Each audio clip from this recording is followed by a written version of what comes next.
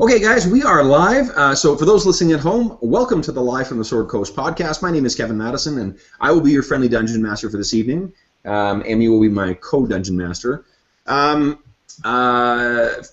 those who are regular attendees, we will be playing the trilogy of Star Wars games tonight. We're playing Star Wars Age of Rebellion, Star Wars Edge of the Empire, and Star Wars Force and Destiny. With me tonight, we have a slew of our regular podcast attendees or participants. With me in person is Steve-O. Hello, good evening. Would you say who you are and who you're playing? I play the wonderful Oscara, who is after people who kidnapped his sister and is also out to serve cosmic justice. I forgot to say too, I love the backstory that you added in too. Oh. And that was fucking cool. Cool, so we'll go by the order that people logged in. So, Jeffrey. Oh, hello everyone, I'm Jeff. I'm playing Oddball, ODDB1, who is a ordnance disposal droid turned saboteur against the evil empire. Nice. Weird. Next in was Brent. Hey, I'm Brent. I am playing the Jedi Shadow Dash. Let me see if I can adjust my camera so we can get both myself and Dave in here. Maybe, sort of. It's gonna come, that's all. Oh. You can't see it, but Steve's got his hand on my thigh. Oh. Sorry,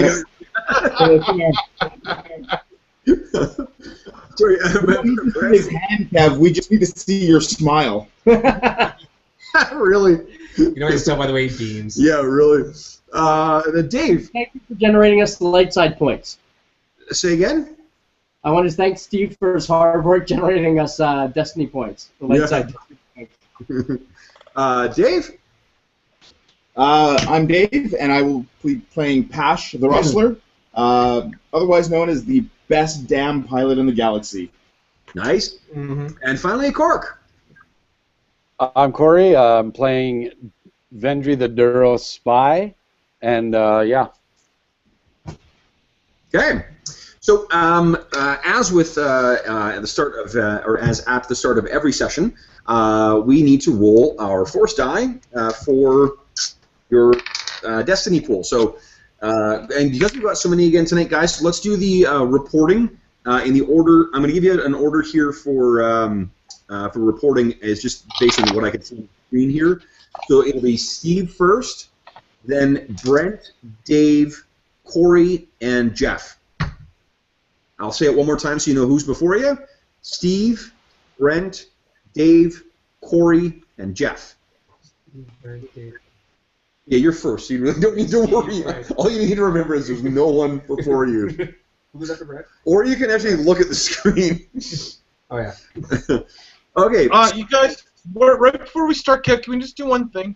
Sure. Can you guys tell me if your character's strain or soak or wounds has changed? I think everyone is, because like a day Same? has passed. Yeah, I think everyone. Okay. I just want to make sure I don't record it wrong because it can matter. Is anyone injured right now? No, I don't think so. There was some injury, but you told me that Dave was now, Pash was now healed. Yes, he was. So thanks to Victor. Victor had that his buddy who ran that outfitting / smuggling operation. Yeah, Strictly okay. So then emotion currently damage. no one is injured. So sorry, was that Jeff? Currently no one is injured. Nice. Currently. Not physically. I need to wear my Emperor. Good. Doesn't mean we're not a motley crew of losers. The funniest fucking post I saw on May the 4th was someone had a screen cap of the Emperor and it said, "Good, good. You're reading this in my voice." Super That's funny. great. Okay. All right. So why don't we everyone roll their Force die and tell me what's going in the Destiny pool? 2 light side. 1 dark side. Okay. Remember the order of reporting, guys. Right. Steve's gone. Brent. 2 light side. 2 light side. Nice. Dave. 1 on the other side. Nice. Cork? 2 light side. Light side. Wow. Yay. And 1 dark side for me. Nice. Okay, so our pool is currently 4 light side, 3 dark side. In ye old Destiny pool. So let me get rid of these other ones here. Do not need them. All right. So I'm not going to do a full recap of the last session, but just the nutshell version is that you guys began to try to offload some of your stuff last session. You had put in motion a bunch of plans to record. I guess let me back up. You guys are currently on the planet of Corphi. Corphi is a kind of a tundra or ice world, or Banff in space, as I've been describing it. For those who are not Canadian at home, Banff is a place in the Canadian Rockies. So if you picture a kind of a resort-type planet that is full of mountains and snow and evergreen trees, that's pretty much what Corphi is like. You guys are in the city of Winterdome. You were stopping off briefly to, participate in some commerce, try to offload some of the stuff you've got, and pick up some of the supplies that you were hoping to get on your way to a planet called Themis, where Dash Vega, the resident Jedi, was hoping to find a kyber crystal or a crystal to use in his newly found or recently found lightsaber housing or casing or whatever. After arriving on Corphi, you guys did a little bit of business, and on the way there, Vendry was contacted by the Rebel Alliance and provided a mission to surreptitiously record the meeting of a member of the sinister Black Sun crime syndicate and a ranking member of the, Imperial governor or government apparatus, the a Moff named Vanello. I think that doesn't sound right because it sounds too much like vanilla. I believe it was Borallo, actually. Virello, okay, that sounds right. Virello, okay, thank you. Virello was the guy you were going to meet and record, and then Vendry decided to do one better and actually set up a Mission Impossible style switcheroo with each of you wearing disguises, so each of the respective members has will be meeting with someone in disguise. For those listening at home, I encourage you to go back 2 weeks ago to hear the whole planning for that session. It was really quite great. Last session really ended up being a bit of a sidetrack because the guys tried selling about 1,000 credits worth of scrap, or was it 1,000 each? It was like 5,000 credits worth of scrap to someone, and they got bamboozled. A guy came and impersonating some other minor nobleman who wanted to buy the stuff.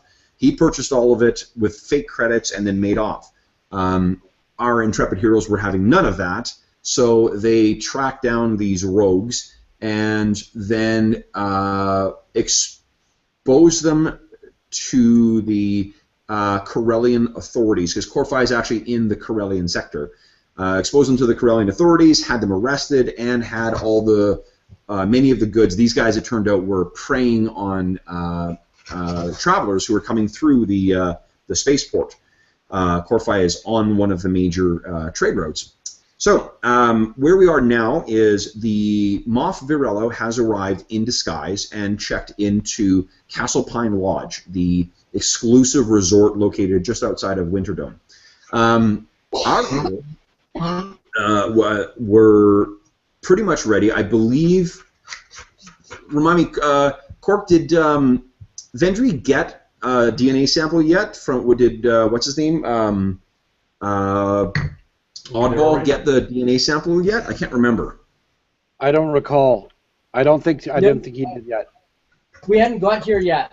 We ended it on the last session on a cliffhanger with the cliffhanger in Brent. So that remember that the Moff arrived before the Black Sun guy, right? Oh, I'm sorry. Yeah, so you guys would have had there was about a 12-hour period where you guys would have been able to do that. I think I sort of fast forwarded it through because I wanted to end on a a bit of Then a. he did get the DNA sample. Okay, great. So you've got the mask is currently sort of being made in the what do you call it? The mask printer or whatever it's called.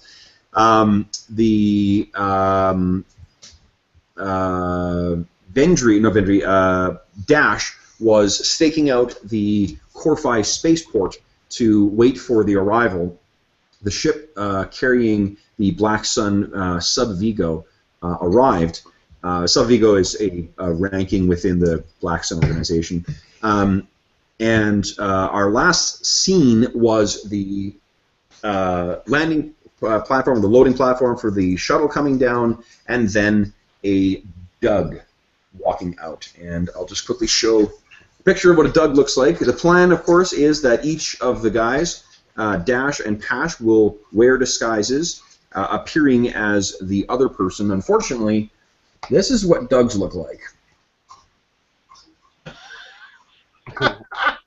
Yeah, that machine's a lot of work. So as soon as the platform comes down, this comes out, and he kind of looks around, and I believe we ended the last session with Dash saying something to the effect of, "Oh shit." We now pick up for where we left off there, and one of the waitresses turns to you and says, "Oh, I'm sorry, did you finally want something?" Because remember, you've been sitting there nursing the same drink for about 5 hours now. You know what? I'm good. I'm about to go. Thanks. Okay. Don't tip her. You decide. I'll give her a tip and then like. What's going through your mind right now? Oh fuck.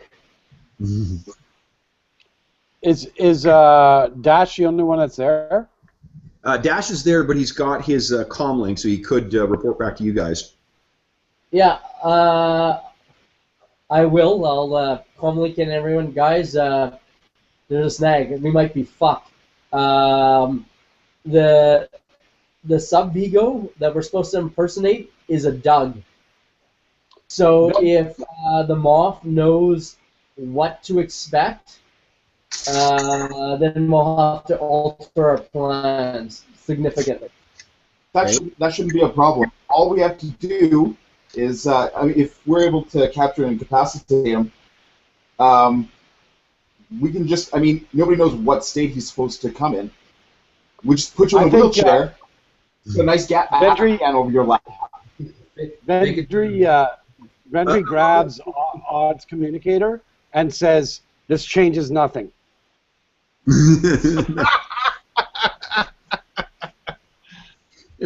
So as you guys are sort of playing through scenarios of how to, break Dash's limbs into various angles to fit with a Doug's physique, you spare one last look with your electro binoculars, Dash, and you realize Dash, because Dash is the one who's there. Dash, that you look back at there and you see that the Doug is speaking to someone near, like someone who's like a part of the landing crew or whatever. He's talking to the guy, and then you see another set of boots come down, and there's a second figure flanked by two. Give me 1 second here. It will be two. Big lizard creatures. Oh fuck! Yeah, I know. Trandoshans? No, not Trandoshans. It's they're called, I think, Bardatans or Bardotans. But now that I can't think of it, I'm just going to switch it up to be a single Whipped, because I love the Whippeds. And I'll show you what a Whipped looks like. So first off, the first form who walks down, he is a tall, like almost impossibly tall. I can draw on here. God damn it! We're gonna get no gaming done. What do you call it? No. The one of them is this really tall, thin, green-skinned figure. He's probably stands about maybe 6'8", and his clothing is very close-fitted, and it flares out at the bottom, and his hair is pulled up in a kind of a top knot, and long black hair flows behind him, almost accentuating the already really lithe frame. And the whippet behind him, where is it? It is this one. Let's see here. The whippets are a giant mound of fur, essentially. Fur and fangs. That is what a whippet looks like, guys. Oh no. Holy crap. Yeah, if a Wookiee fucked a yak, that's kind of what a whippet would look like. So that thing is stalking behind him. Interesting. Right there. And then the man who is walking ahead, if you give me 1 second here, I think I know which one it's in. Where the fuck is it? My casual, thank you. Yes, nice. Obsessively going over these books pays off. So the man is a Faline. The Faline, this is a woman, unfortunately, but this is what they look like. Really tall, green-skinned, with the top knot. I'm going to quickly flip through to see if I can find a better... Oh, Emmy! What'd you do, sweetie pie? What's under there? Just some shreds of her. Just we'll push him out, because she'll just end up hurting herself. All right. What are you doing, sweetie pie? Yeah, don't be a doofus. You're doing it to yourself. Don't look at me. You're doing it to yourself, doofus. You dummy. Lie down. Lie down. Yeah. So here, guys, here's another good picture of the Faline. There we go. So, it's the green dude on the end there. Oh yeah. Yeah. Honey, be good. Hey, be good. Go lie down. So they walk out, and you quickly realize. Actually, Brent, would you make a knowledge underworld check for me, please? It'll be average, 2 purples. Yeah.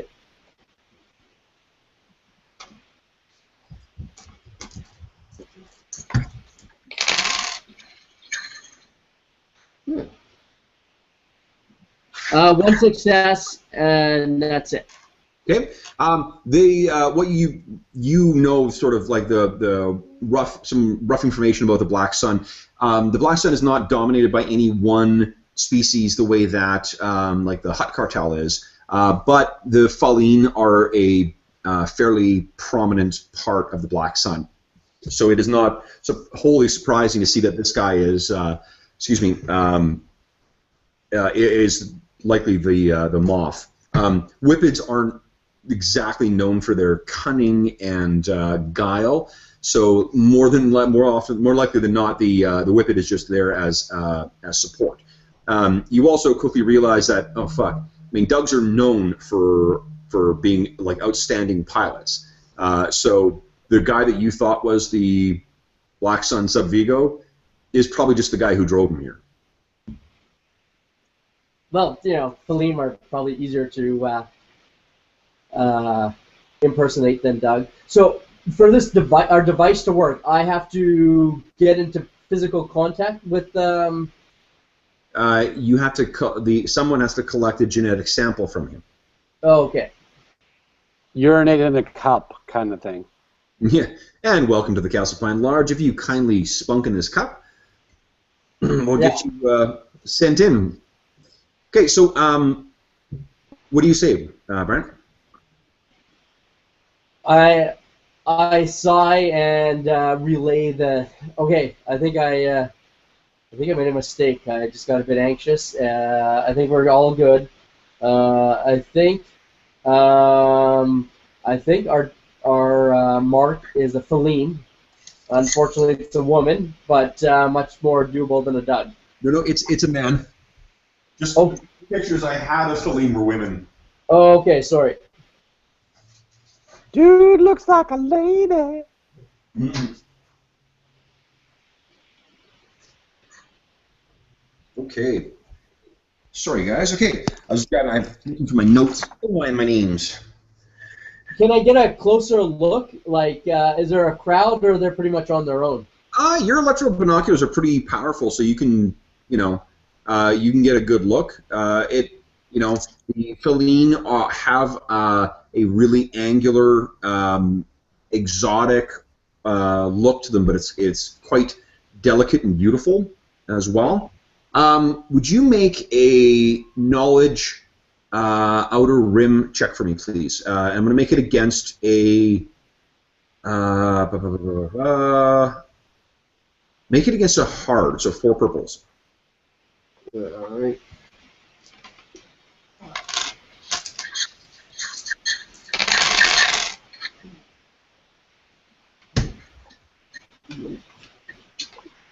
What's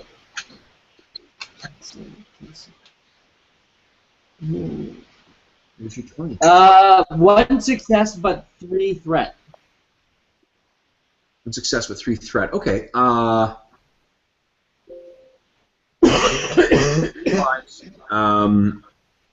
So here's what you know about the feline. In addition to being a fairly prominent part of the Black Sun organization, not all feline are part of it, but just that there's a disproportionate number of them compared to other species. They also have or emit pheromones. One of the reasons why they're so they have this reputation of being silver-tongued devils is that they actually emit pheromones that can affect other species. So they can, in their species, I guess, part of the way they communicate is by use of pheromones. But when dealing with other species, they can essentially very mildly drug you into being either amenable to what they want to see or more angry or whatever. How many of them are there? There's only the one that's there. There's only the one, what do you call it? And I think you did have a name for him, or didn't you?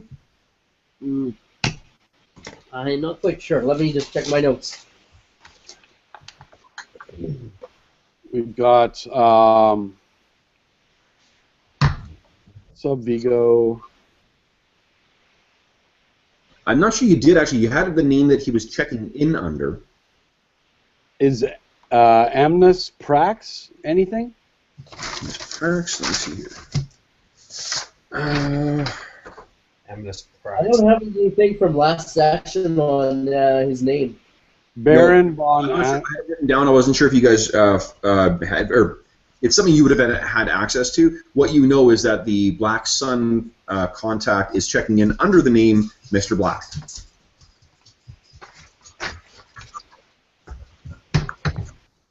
What you got there? You leave Steve alone. But I love playing with Steve. Whoa! Holy, honey. That looked really cool on camera. It's all practical effects around here, Cork. Bummer. Bummer. Okay, so what are you doing now, then, Dash?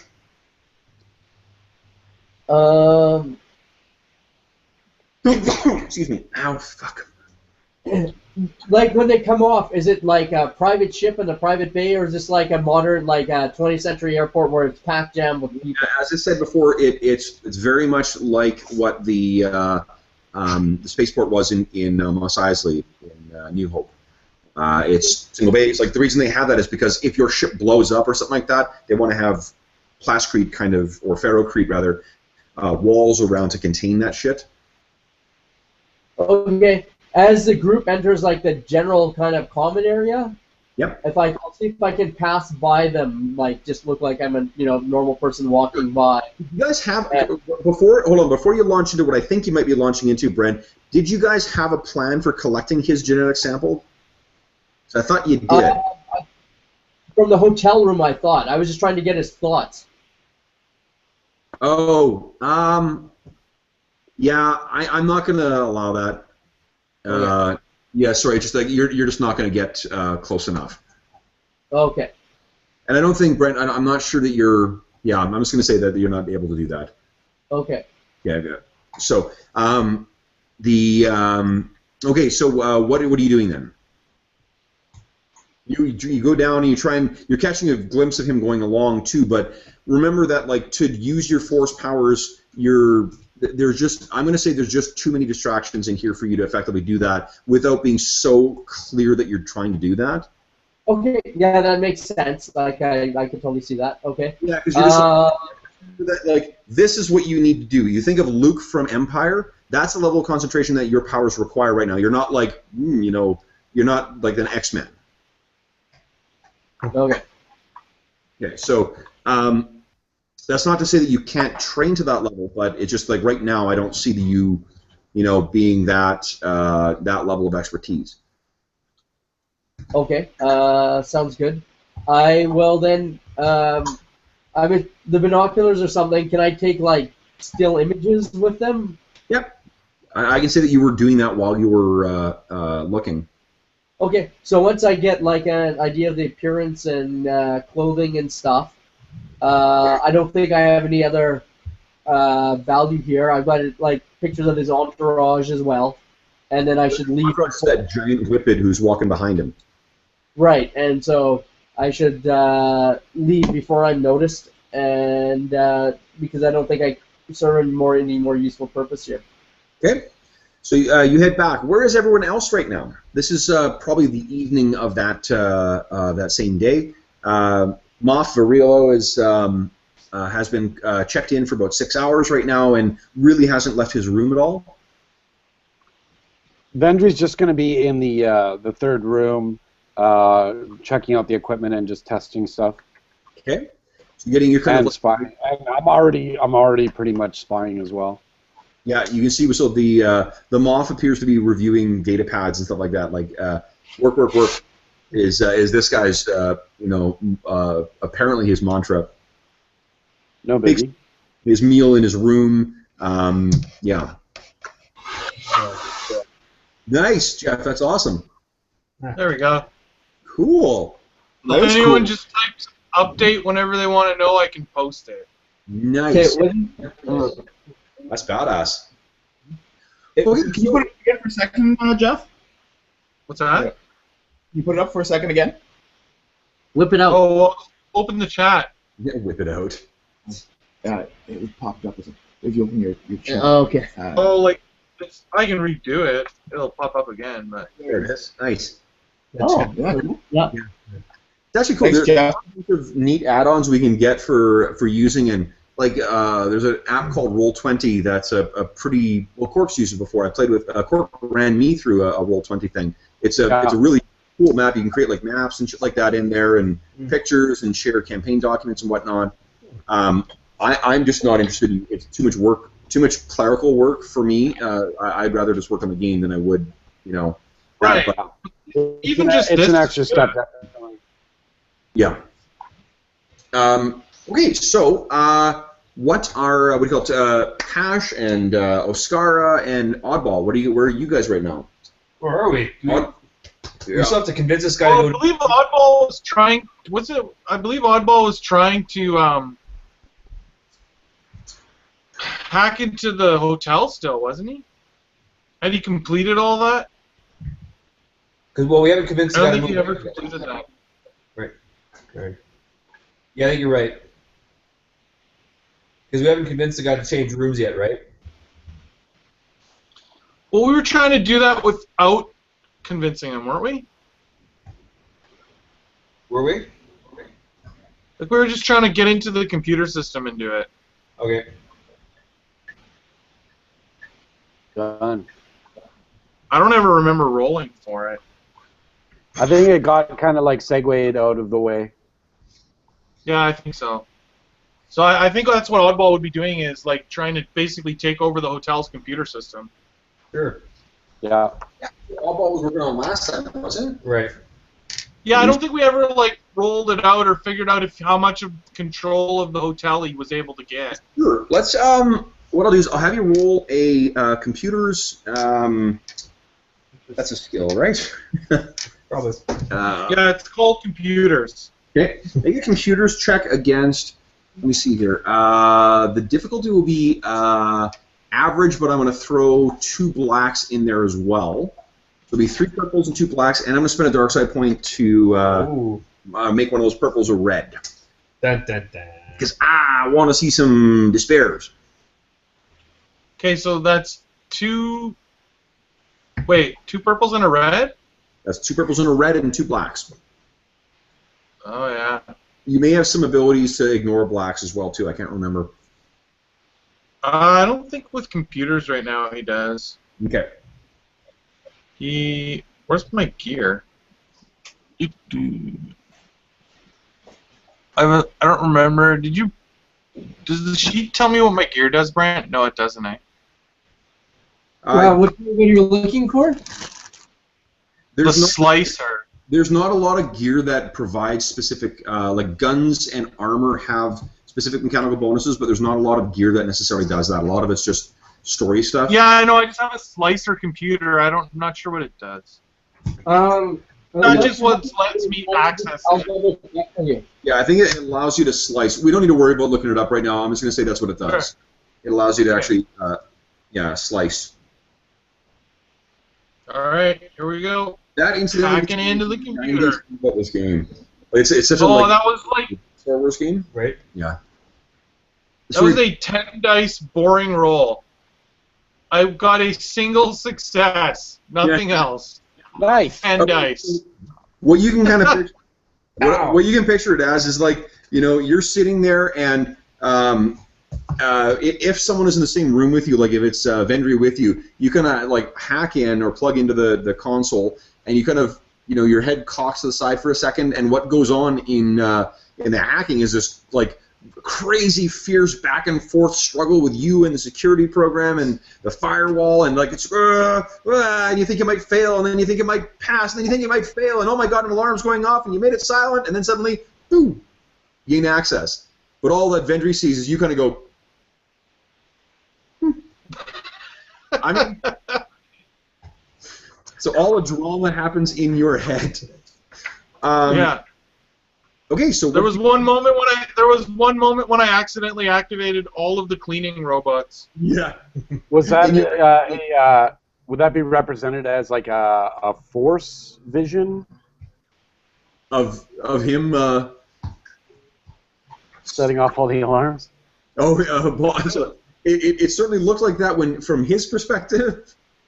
But yeah, you what do you call it? What do you call it? You have now access to the computer. You can do minor things like edit, unlock doors or whatever. Right. Change room numbers in the registry, that kind of thing. Yep. So, what Nice. were you planning on doing in there? Well, we were trying to set them up in the rooms that we had pre-chosen for Yes. the one guy. I'm going to assume that you did that. Okay. Yep. Yeah, So- that was the basic thing we wanted to do, okay. is get them in the rooms that we had already bugged. Okay. You guys are set up in there, and then the what do you call it? Now, one thing that we haven't talked about yet is the order of, where everyone is in there, but I'm not sure we talked about how those two were supposed to contact each other. I don't think we figured that out yet. I'm spying on both rooms, so anything that they communications that they make out would go through my console, right? Yeah, that's right. Okay. What I'm going to say is that Would they be using hotel communications to contact each other, or do they have each other's phone number? I think that what would happen is that they would they're supposed to contact once they've checked in, that they were going to contact and meet in one of each other's rooms. So what we'll say is that the one that the Black Sun, Mr. Black or whatever, was going to have the Moff visit his room. So what you guys have effectively done is maybe there's 3 rooms, I guess. Because there's the dummy room where the fake Prince is, or the fake Sub-Vigo is. There's the room where the actual Sub-Vigo is, where the fake Moff is going to go into. And there's the room that the Moff is actually staying in. Right. and that one you wouldn't have had to pay for because it would only be the other 2 rooms that you need, right? Well, we still have that 3,700 of They're going to go to the Moth's room. So the Moth will have checked in, and then you've got now 2 different rooms for, there's the wet room, the actual Moth room, the room where the Moth is, and the all you need to do is make sure that the real Subvigo goes to the fake Moth, and the fake Subvigo goes to the real Moth. Yes. All of which you got, bugged. So, Right. okay, so what are you? So that is Oddball's been hacking computers and stuff like that, and you got you took the a moment to go through the Moth's luggage. So you've got some genetic material and blah blah blah. So that I'm assuming that mask is ready now. We'll cut to the, unless you guys have something else that you want to do or say or whatnot too, we'll cut to the the Subvigo checking in. Okay. And how long, once Subvigo checks in, how long does, and we get the DNA, it takes an hour to make the mask? That's right, yep.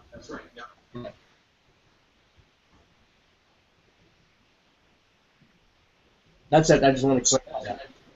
No, so that means actually, so you've got the Subvigo may go and meet with the Moth or the fake Moth right away, I guess, because you've got your fake mask ready for that, right? And Yeah. Pash, you're the one who is doing that? Yeah, that's right. So, Okay, so I'm picturing you right now. You spent the last little bit pacing back and forth the last like 5 hours or so in the room with Vendry watching the security footage, and maybe like Vendry's playing back some of that footage so you can like practice his voice and stuff like that. Yes. very much so. But Pash has also been drinking while he's been doing it, just to settle his nerves a bit. No more blue milk for you. Okay, so you're steadying your nerves and drinking. Dash, what do you're trying to follow the what do you call it? Follow the whatchamacallit, the Subvigo back? No, because I know where he's going, and if I follow him, it just make that I could be made. So Okay. I'll just go to the hotel.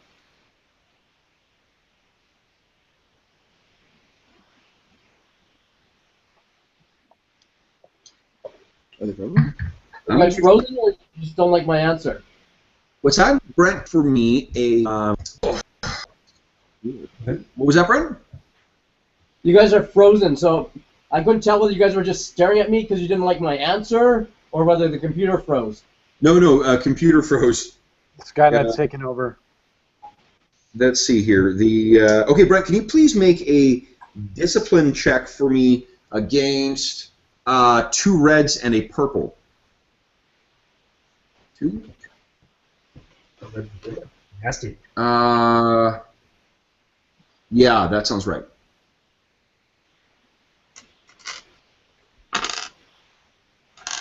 How many light side points are there? There are 5 currently. I will make use of one. That's a crazy roll. Okay. You know what? Actually, no. Nice. 5 Reverse. I see your light I'll side. see your light side. I'll balance that out. No, that's fine. Huh. Some of the dice are actually balancing each other out. I'm glad I spent that extra. Remember that despair and triumphs don't cancel each other.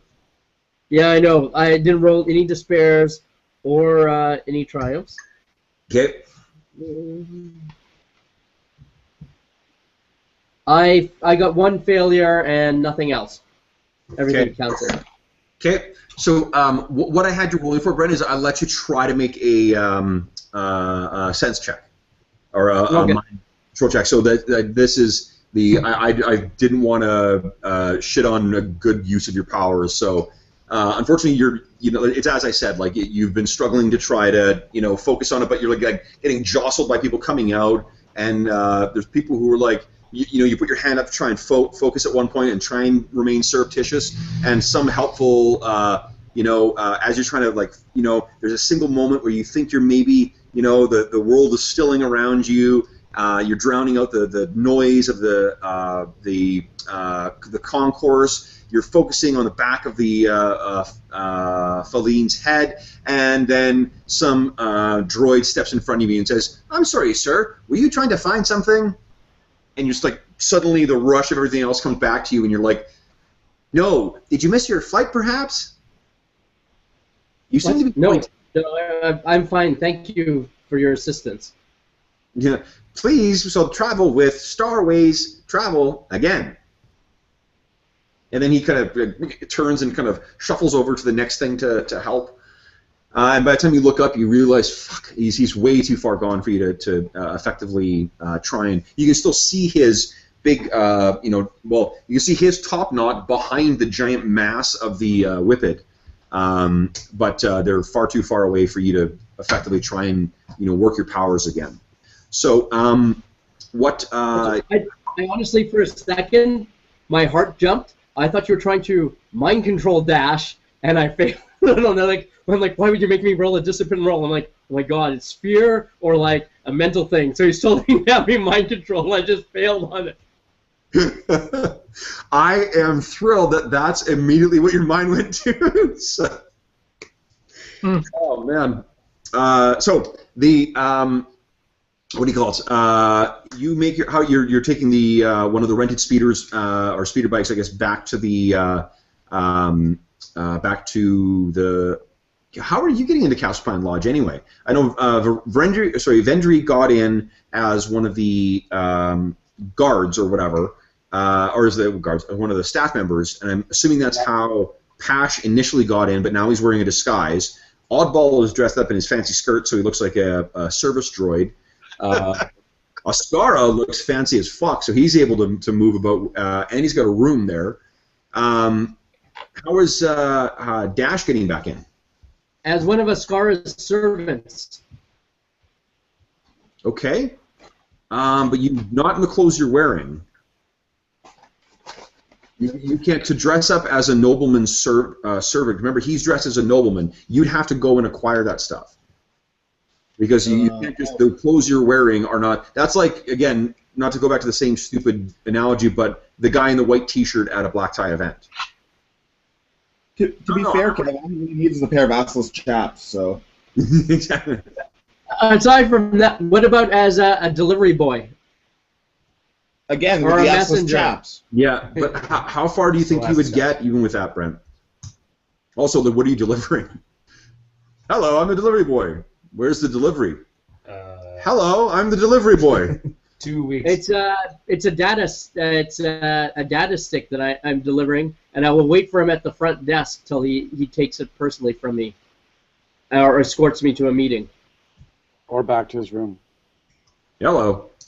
I'm not sure they have Star Wars equivalents of rent boys, but sounds an awful lot like that. I'm delivering a data chip. To be honest, this is a level of wealth where if that was the case, they would just ask you to be discreet about it. They really don't give two shits. You're not going to have the Star Wars Basil Fawlty listening at the walls, seeing if you've got a man in there. So the what I'll allow you to do is dress as a male prostitute. Brent, how about this? Why don't you roll a stealth check for me, please? There would be 2 blacks, and the difficulty will be 3 purples. But I think that you've got some ability to cancel out some blacks, don't you? I've got an ability that adds a blue. Oh, there you go. Okay, so so it's 2 blacks, 1 blue, and then whatever your stealth is.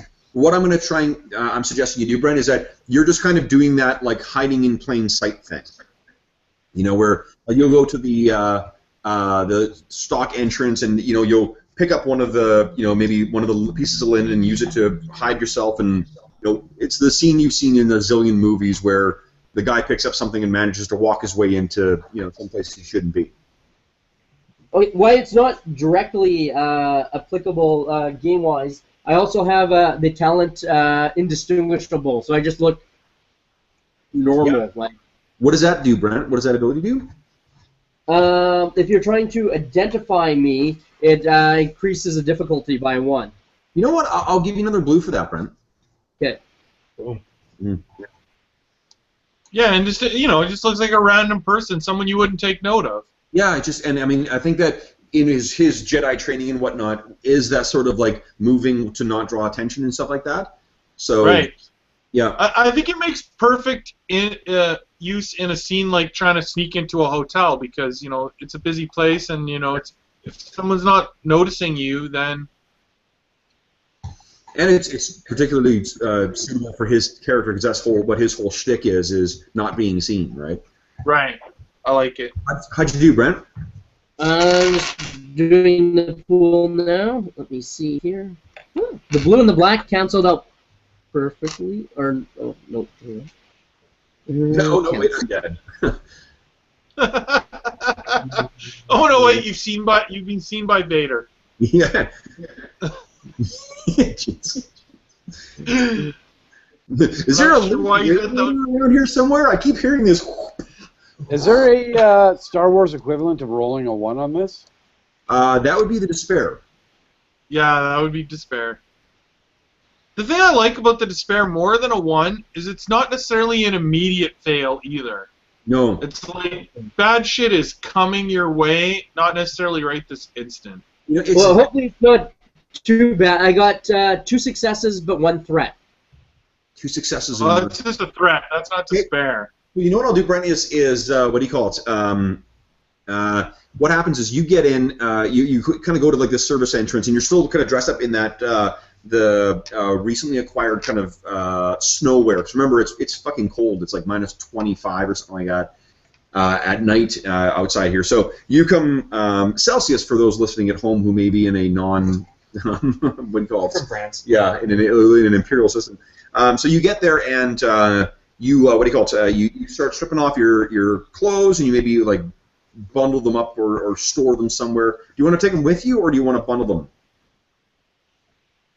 I've kind of followed whatever the custom. So whatever everyone else is doing, that's what Dash is doing. I'm going to assume everyone else brought their shit in because if you guys have to go outside, it is really quite cold. Okay, so yeah, I follow what the crowd does. Yeah. Okay. So you get in there and you sort of bundle your crap up, and you're going to try and figure out how to, how to slip in. You go into the back, and there's a bunch of droids, and there's a human who's sort of directing the loading and unloading of crate of fresh produce and stuff like that. You maybe do a quick survey, and you see that they're, you sort of find a time to sort of try and make your way in to the, like inside and then into the sort of service hallways underneath the hotel or the resort. The overseer or the droid overseer is looking elsewhere. You sort of time it, and then kind of walk in, grab your stuff, and then you hear a "Hey!" and your heart stops in your and you suffer 1 strain from your threat. And then I said, you hear "No! I said over there," and you kind of spare a quick glance over your shoulder, staying perfectly still, and you realize that the overseer is yelling at one of the droids who was somehow managed to wander way away from all the rest of the droids. So you quickly, or not quickly, but you very slowly turn back, wait for the overseer to turn the other way, and then you make your way back inside. So you're able to make your way up to, I'm not going to knock because otherwise Emmy's going to go, berserk. But you hear the knock at the door for where Pash is pacing back and forth, practicing accent, so the British accent that all Imperial officers have. So actually, this is going to be terrific because Dave, you can feel free to do as bad a British accent as you want, and it will be character authentic.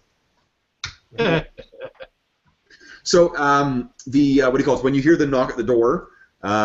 You guys all sort of, share a look at each other. The room is big enough so you can kind of hide like what you're doing. It's not obvious from the person passing by.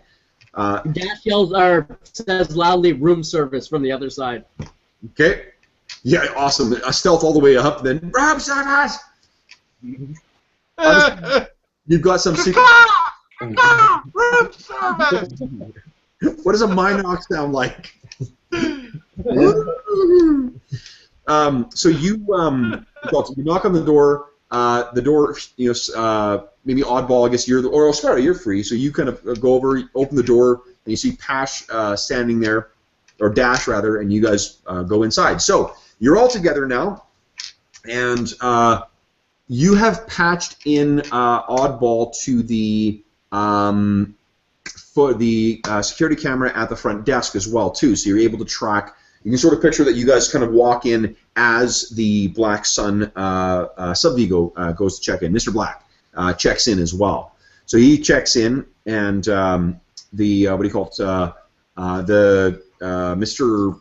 Whatever, the front desk guy is once again kind of very falling over himself and fawning, even perhaps a little more so. You honestly get the impression that he's fumbling in front of this guy the way that someone who was like an awkward guy around a beautiful woman is. So you would think that he may even have a little bit of a crush on Mr. Black. But he finally, provides him the keys or the pass necessary, and Mr. Black and his escort head off towards one of your rooms. What are you guys doing? Hey, Kev. Yeah. Like, harking back to, like, when we used to do, like, the conspiracy note thing, when we would all be at the table together, and people would, write down a little secret note and pass it to the DM. Mm-hmm. We don't really have a method for Oddball doing, like, that technique, so I'm not sure how you want to go about this, but... You guys, because I'm so fucking OCD, I have my phone next to me at all times. If any I could text you stuff. Yeah, you can text me. Because I do think it's interesting with Oddball being a saboteur, that sometimes he's going to do things that he's maybe not telling everyone about. Yeah, you know what? You shoot me an email. Because that way I can actually save it as well too. So text messages I have to cut and paste and put them in. The emails I can save into my folder for that I've got in Gmail for it. So if anyone has things that they want to pass me notes or had a question or whatnot, like let's not spend the entire game with me on the phone.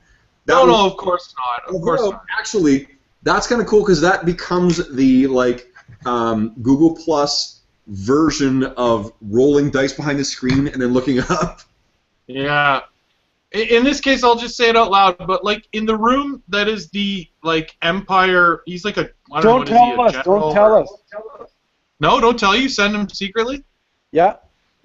I'm picturing the end of Fight Club where that building just blows up and just collapses when they say everything's okay. All right, I'll send Kevin an email. What was it called? Project Chaos? Project Mayhem. Yeah. Mayhem. So Oddball's guy, he won't tell you out loud when he's busy doing. Okay. So the lights are kind of flickering in Oddball's eyes, and when Oscar looks at him, he's like, "What you up to there, buddy?" And then his eyes kind of turn back to the normal color, and he's like, "Nothing." Okay, so you guys are in. What's happening? You guys have time really now to put your plan into action. Well, I'm gonna pass out the communicators. Okay. To everyone. For our decoys to the earpiece with the yeah. And Pash is going to try to get Dash. He's basically pimping Dash for information on the sub-Vigo. So every time that Pash, Corey, tell me if this is I'm overstepping here. Every time that Pash tries to talk in his normal accent, Vendry, without looking up from the screen, says accent. Yeah, yeah, totally. And you know what? When I pass out the communicators, the earpieces, when I pass it to Pash, I say, "This is not a pill." Got it. Suppository. Okay, so Pash, in your best fake British accent, what were you gonna say?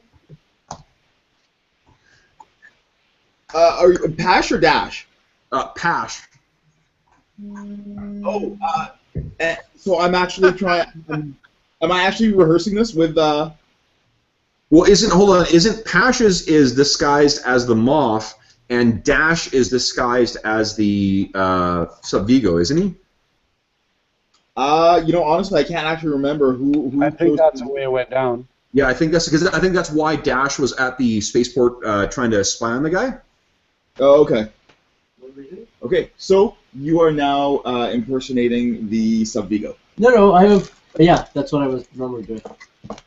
That's what the plan is. Okay, yeah. So I've basically been watching Varallo the whole time, practicing in the mirror, turning over to What does that sound like, Dave? Well, what does Varallo sound like? Well, remember he sounds like every other Imperial, which is he sounds like a like Shakespearean British actor, Oi, mate. not like the fucking Australians.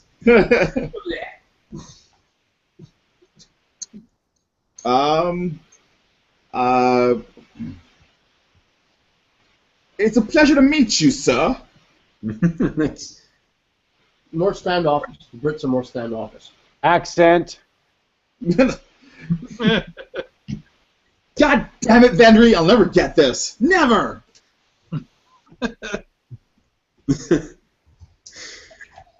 Okay. All right. You show me how.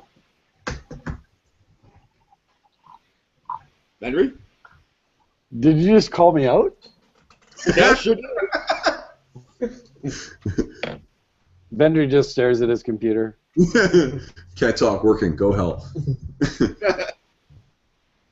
Okay. So, sorry guys. What I interrupted. What were you planning on doing? Well, still practicing the accent.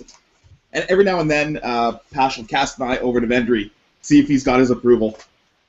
And like just I when know. you when you nail it, when you absolutely nail it, Vendry just doesn't even acknowledge that you've done anything outstanding or had any kind of accomplishment. He just says nothing and continues to do his thing. And every time Vendry does that, Pash thinks he's got it wrong, and he goes back to the drawing board and fucks it up even worse. No. See, it sounds like almost everyone I know where you start trying to do one accent, but it ends up sounding Indian. Well, that's the one I can actually do. This is Irish, right? No. Why do you want to sound like a poo? Okay, so here's what I'm going to suggest, guys, is so that we know what sort of is going to happen, why don't you guys describe for me or for each other what are the next, what are the steps of how this plan is going to unfurl? I'm going to start some more comments as well, right? Sounds good. Oh, hey, as a side note, when you have the right gear for the right situation, you get it 1 blue dice. So for slicing. Nice. Should we put together a script? Yeah, we should almost have like a 5-point plan or something like that. All right. Because the whole conversation is going to be about striking the strategic alliance, right? So. No, it's about exchanging the data chips, or the codes. Yeah, the one guy's buying codes from the Empire. Right. He's like selling them on the black market. They're like access codes to smuggle things through the security of the Empire. I'm pretty sure that's what it is. Right. Is the Moth buying the codes or selling the codes?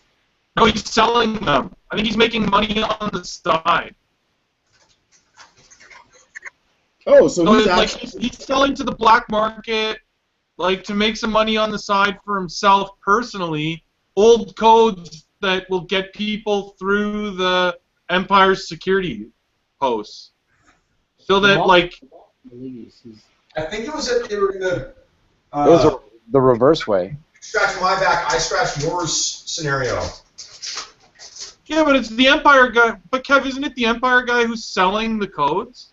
No, he's providing. What he's doing is he's getting codes from the Black Sun guy that are, in theory, going to be then inputted into the Imperial Comnet to allow the Black Sun to get around without being searched. Oh, okay. So we have to let him. We have to give him the right codes, and then we're taking control of them. We're giving him our own codes. You're gonna give the Empire your own codes, which so we need to replace his codes with our codes. Yeah, so you'll have, what'll end up happening is that the Black Sun will not have anything, and they'll probably think that the Empire has double-crossed them, and you guys will then also have a bunch of safe codes that either yourself, that you can sell, or you can give to the Alliance, or you can use yourself, or any combination thereof. And then what the Empire is getting out of the deal is the assistance of the Black Sun. Okay. Yeah. The Moffs, remember, at this point, the Moffs are really kind of the local authorities, or they're the ones who are running the.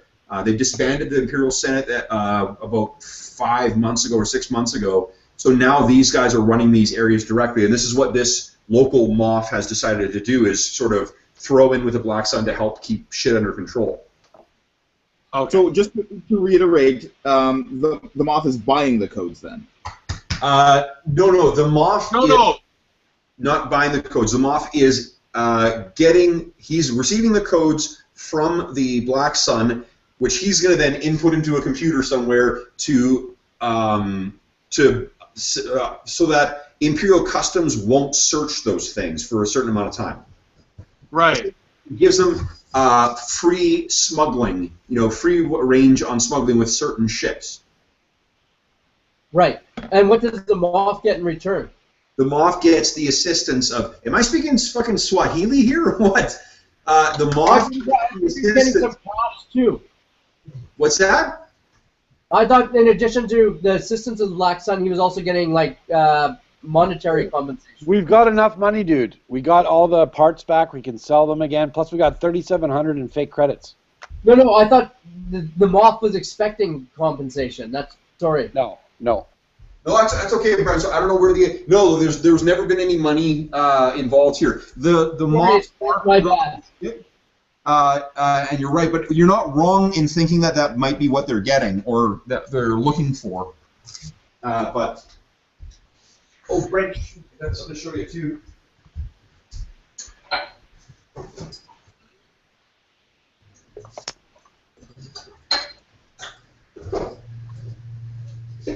Okay, so now, guys, that's what the ultimate goal is. What are the specific steps to do this? Then that's what I'm hoping is that once we all know sort of what the steps are, then we'll just go through what role playing what's happening. All right. Dash will need a fake set of codes to give to the Moff. Right, our codes. So we need to generate. We need our codes that we give to him instead. Right. And hey, Jeff, not only could we generate codes if, say, a member of our party dislikes a certain other party and knows their ship code. No, they're not like that. They're not like that.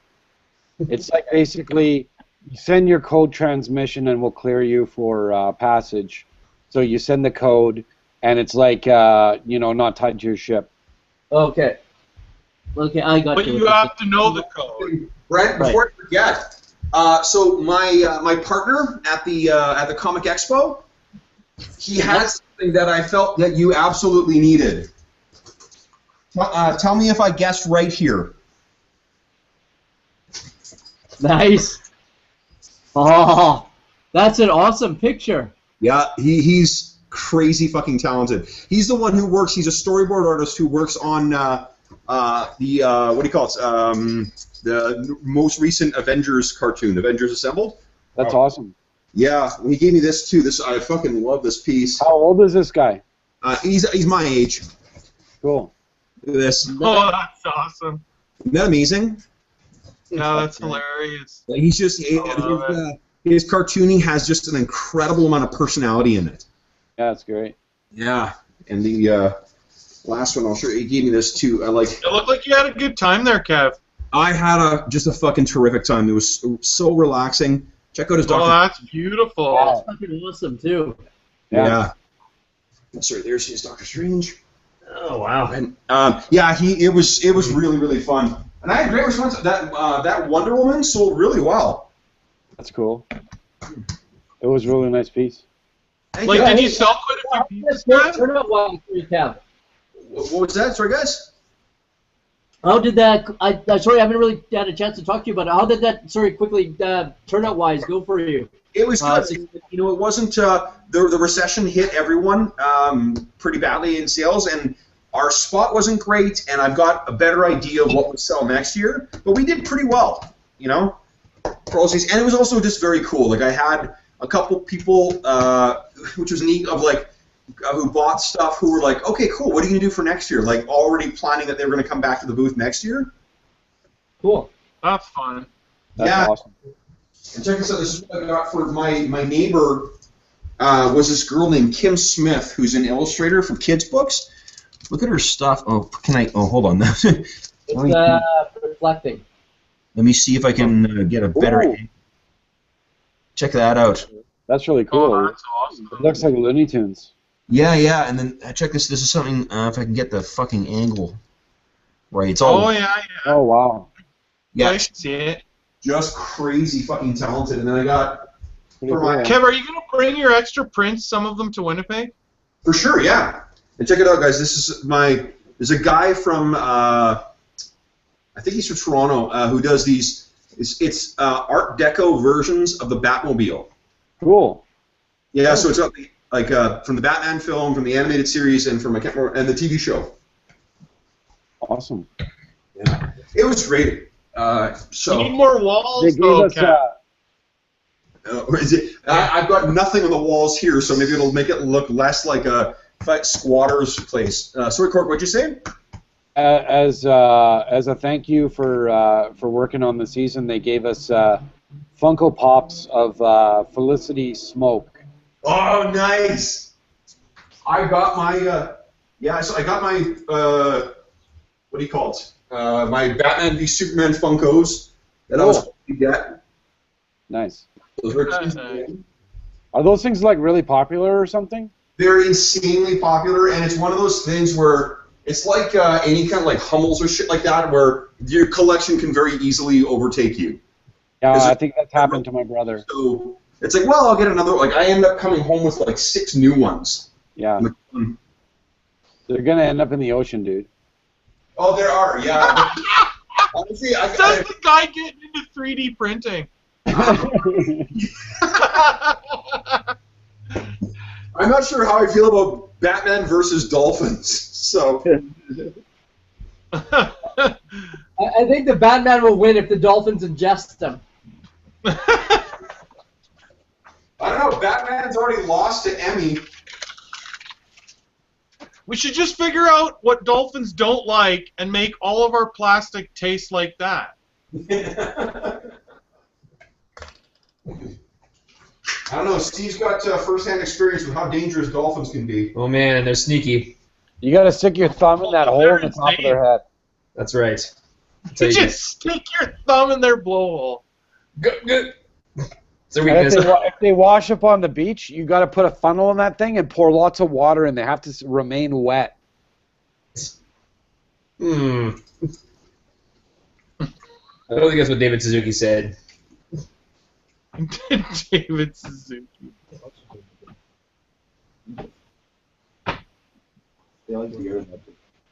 Just for our viewers at home on YouTube, we love dolphins. We would never harm them on purpose. I have eaten dolphins so many times. I adore them.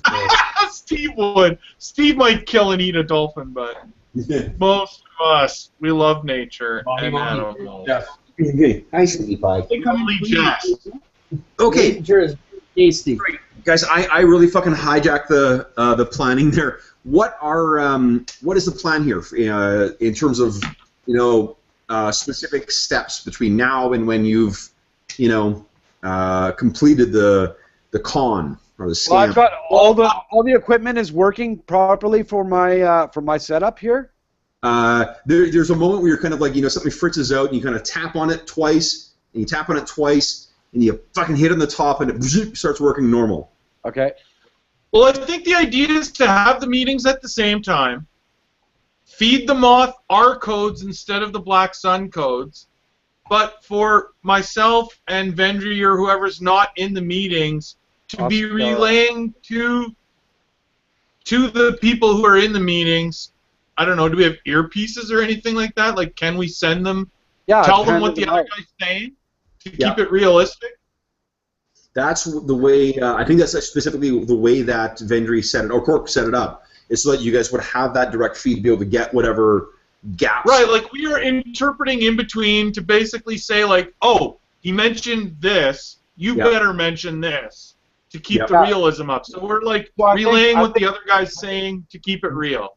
I think what the plan is I'm going to be working the technical equipment, and Ascara and Oddball are going to handle the scheme or whatever. Hey, Kev.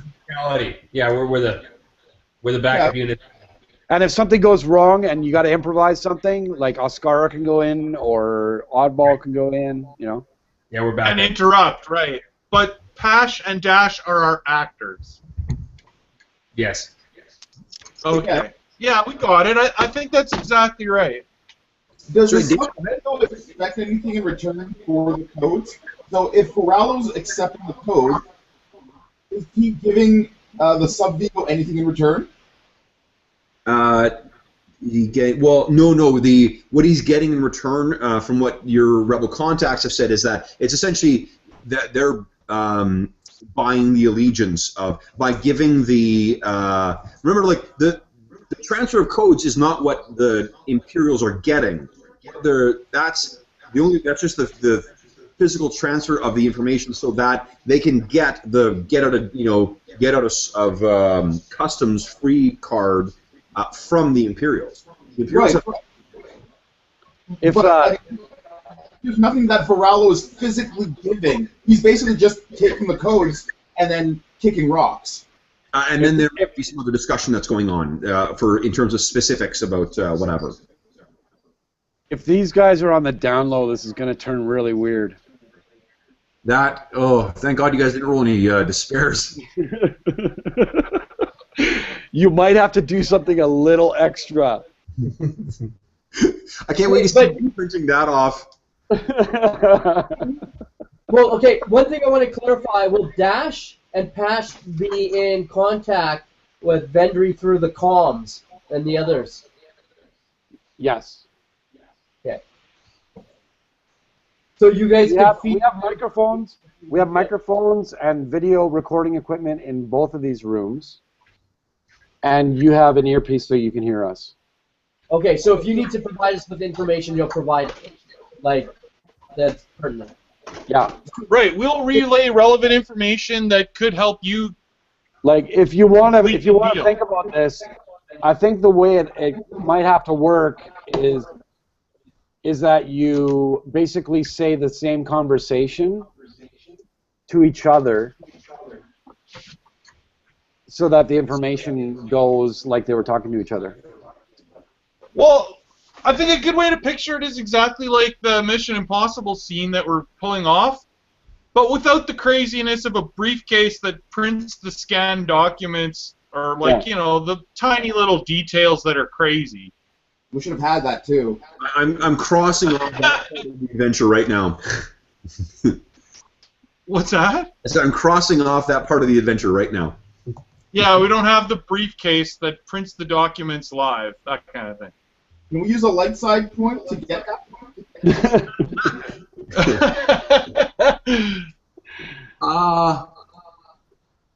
No briefcase. Putting in a con artist here. Yeah, what? If you want to spend money, like, what is it? Are you being serious, Dave, or? Oh, I'm fucking with you, Kev. Totally. I'll consider it. Let's see. What an accommodating DM. Exactly. Well, that's why I hate saying no to players. I'd sooner make you regret saying, asking for something than I would just say no. Good point. Okay, so so that the plan is to have them both going off at the same time. They're at different parts of the hotel. Is there any kind of plan you guys have in mind for avoiding, you know, Mr. Black running into Mr. Black thing here, or? Just the fact that we pre-planned where the rooms were. And we can see when they're leaving their rooms through the cameras. Yes, so you'll stagger it so that faux Mr. Black will be out in the hallway after Mr. Black has passed.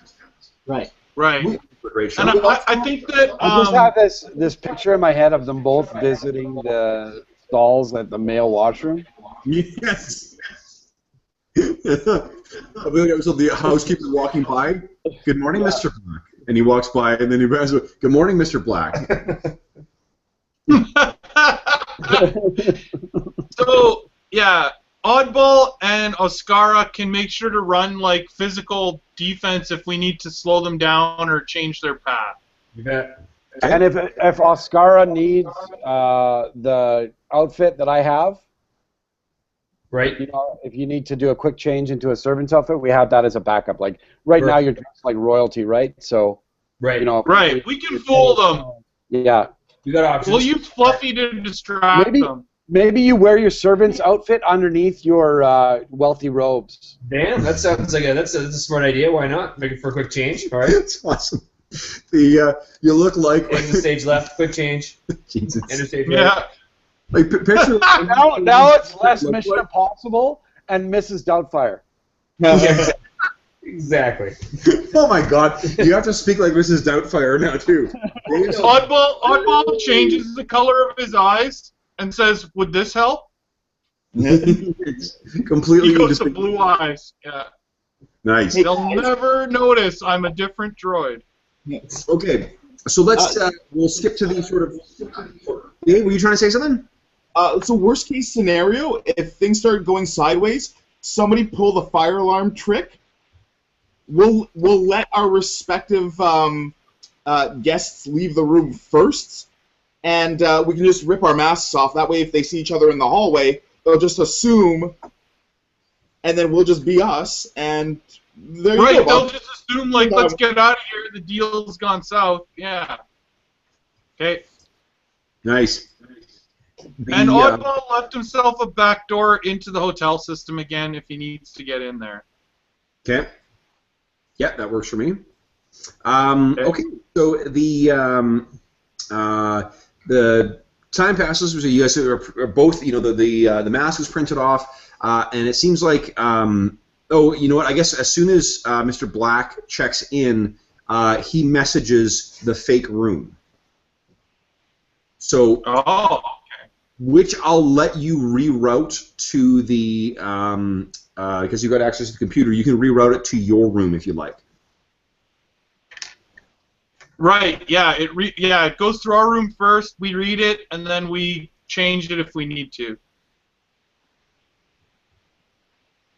And then which? Sorry. Oh, we'll change it if we need to. Sorry, you froze for a second. Okay. So you guys go in, and you sort of Vendry. You can see they get in, and sort of the Feline guy, Mr. Black, walks around the room and inspects it. And you can see the Whippet is doing something similar, kind of going by and like lifting shit up and checking underneath it. The Whippet pulls out some kind of device, and it begins kind of like walking around the room and kind of, you know. Corey, what I want to get you to do, rather than make the Whippet make the roll, is I'm going to have you make a. Let me see here. I think it's going to be a skullduggery check. Kev, I want to add one thing to the message. Sure. That Oddball adds in there that we shouldn't be seen together. He says that specifically. Okay. Like, we shouldn't be seen in public together. So what does the message say? This is the message that what's his name gets if he calls. Remember that? No, like you said, when he gets there, he sends a message to him. Well, he calls. And I'm saying, oh, he calls. Okay. Yeah, like he's not a message. He's physically, or not physically, but he's like the intra-hotel comm link. He's trying to call. Oh, okay. He's just talking to him. Okay. Yeah, that's one of the reasons why the Moth arrived early, is so that he could be settled in, and that's why he's going to his room.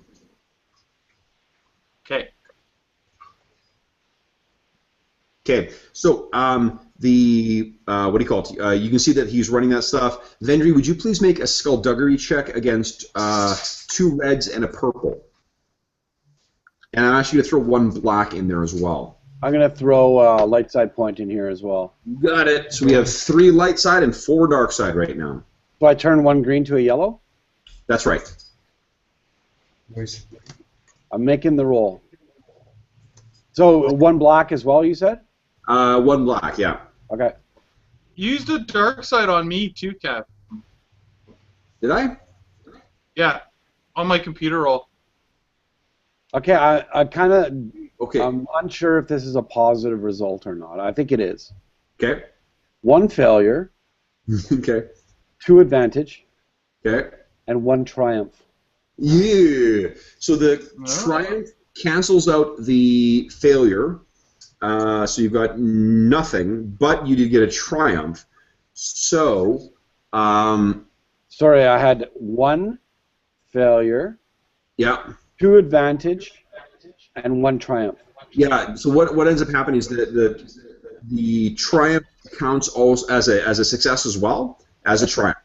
So you get a triumph and a success. So I don't know how it's calculated it, but I'm just going to say that it can essentially you've got no successes left, but you got a triumph and you got 2 advantage.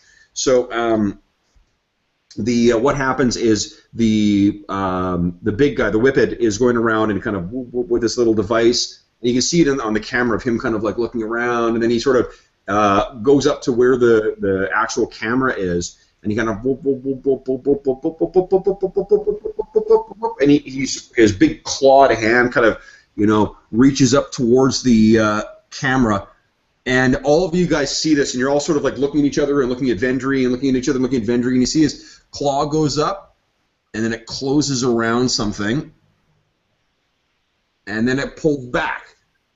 And what is trailing behind it is this other device that looks what do you call it? That Vendry has set up as a decoy bug to be found. Nice. Nice. He pulls it back and something kind of and Feline says back to him, "Yes, he did seem quite fond of me. I'm not surprised he found it. That's all of them then.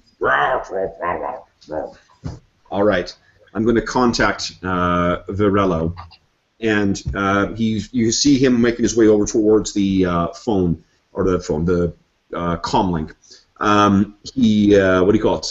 Hits the thing, and then you can. You guys are sort of like past your soul, sort of adjusting your suit and making sure that the mask is tucked in, and you're like practicing your best Grand Moff Tarkin impersonation. Charming to the last. Charming to the last. Charming to the last. And you then hear the message as it's ringing. You look in the in one of the vid screens that Vendry is sitting in front of, and then you realize past that everyone's sort of looking at you, waiting for you to answer this. All right, I'll hit the comm and answer. Okay. Just a second. Okay, so you sort of adjust your clothing and whoop, and there's a little hollow thing that's appeared, and you guys are all standing back, but there's a little blue hologram that appears on the desk. It says, Virello, you arrived then. We said, I just arrived on planet. Are you free for a meeting now, or do you require time to prepare yourself? No, just fine, Feline.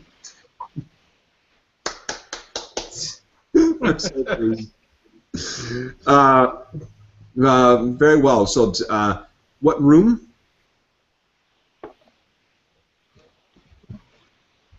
Two 112. That would be 2112. Did they not tell you downstairs? No, I wanted to get away from him as fast as I could. Very well. So I'll be down in 10. So I will be down shortly. I'll see you then. And the blue disappears. Okay, so am I safe in thinking that the moth's, the faux moth room is actually next to this one? Sure. Okay, and you can see the mask is beginning, so you need another about 50 minutes to have the mask for the, what do you call it, for the Faline ready. Hey, sweet pie. How you doing? You love Steve. You love Steve. Teacher. Yeah, good girl. So, Pash, you're heading over by yourself? Well, there's no one else that can actually. That's the thing. I kind of figure I might need or want a bodyguard. You know that the moth is not traveling with one, but that doesn't necessarily mean the intel that you've received is you knew that what the moth looked like, and you knew when he was checking in. You did not know whether he was traveling alone. Like the particulars as to what the Black Sun was going to experience or going to encounter are unknown. So, what do you think? You know what? I'll take Oddball as my valet. Okay. Dude, I was gonna get Oddball and have him impersonate the Muppet. Oh, Oh, were you? Do you need him? no. Don't we need Oddball to be like ready to patch things if there's some kind of computer problem? Yeah, you might need me as a computer.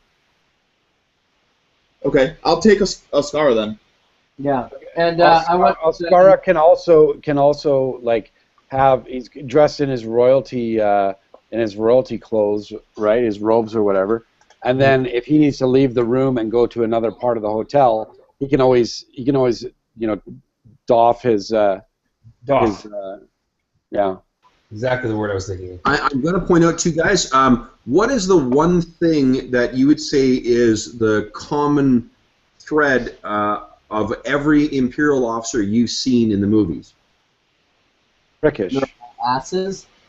Repressed, homosexual. There's sort of that, and well, maybe not that. They're racist. Yeah. Ah, true. Yeah. They're, the Imperial fleet is quite species pure, as it were. The New Order doesn't have a lot of room for folks. That's why the fringe is sort of full of the Mos Eisley Cantina looks very different than the bridge of a Star Destroyer, for instance. That could be also the perfect cover for a Moff trying to appear inconspicuous, but he could be going as his like step nephew or something. Thanks. So he could be my bodyguard. Well, again, I mean, if he was your bodyguard, unless you're selling that as your cover, the New Order doesn't trust aliens. He's trying to convince people that he's not racist. Well, he's a Twi'lek. They're known for being entertainers. He's selling him as an entertainer, as like free, throwing him in free for the deal. Here you go. Have this guy. I dressed him fancy for you. Stuart's like, wait, what? Huh? This deal's getting worse all the time. Okay, that's fine. I'll go in alone. What race is the Sub Vigo again? Sub Vigo is Faline. Oh, I guess sorry. To back up a second, I would have explained what Dash knew about the Faline to Pash before he left the room. Oh, by the way, they can drug you with their body stink. Yeah, pretty much. Yeah. Nice. I tried to sound, more academic about it, but yeah, pretty much. Yeah. Does that face maker have like juice that you can put in there that mimics the pheromones or whatever? No, unfortunately not. All right. But it does stand up to genetic testing, they said. Yeah, like it's an extraordinarily complex thing. It just means that you won't necessarily have the pheromone powers. Yeah, and I mean, to be honest, the pheromones are so, unless you're from a species that somehow incorporates pheromones into their the way that they communicate, you would never know. Like, Oh, right. Right. If you're a human, you don't realize. the moth is not going to be like, hey, I don't want to hump your leg right now, so why? Who are you really? Right. You know what, Kev? Pash will actually grab the equivalent of like Vicks Vapor Rub and do the whole coroner autopsy trick where he puts a couple dabs under his nostrils. That's awesome. So that it kind of, I mean, no idea how long it'll last. So what is the Subvigo's name? How are we referring to him, Mr. Black or? You don't actually know yet. Oh, you guys don't know. Whether the moth knows or not? Unknown. But he's been referring to himself as Mr. Black. He referred to it as Mr. Black when he checked in. He didn't Right. refer to himself at all when he spoke to the moth. Fair enough. Yeah. Think how Just often don't you- say your own name. Yeah, No one ever says their own name. your own unless you're name asked. when you're talking to people that you know. Yeah. Hi, Kevin. It's Jeff Ivey. How are you doing? Exactly. It sounds like we're narrating our life. Yeah. Kevin is very pleased to see you. That's excellent. Do we get a Jeff blue is dice, black. dice for speaking in the third person? Jimmy likes you. I'm just going to check on what they need. Conflict for that. You guys watch Brooklyn Nine-Nine? Yes. I've watched some of it. I haven't watched it all. I like it. Terry always refers to Terry in the third person. Yeah. I'm gonna watch it. It's so good. Okay, guys, so you know that the... Oh, sorry, can you hear me? Yep. Yeah. Yeah, this is one of the benefits. My curse is not having an indoor voice, but it has, what do you call it, advantages sometimes. One more coffee? Yes, please. Yeah, you got it. Sure. I'm gonna make some coffee. Just like that.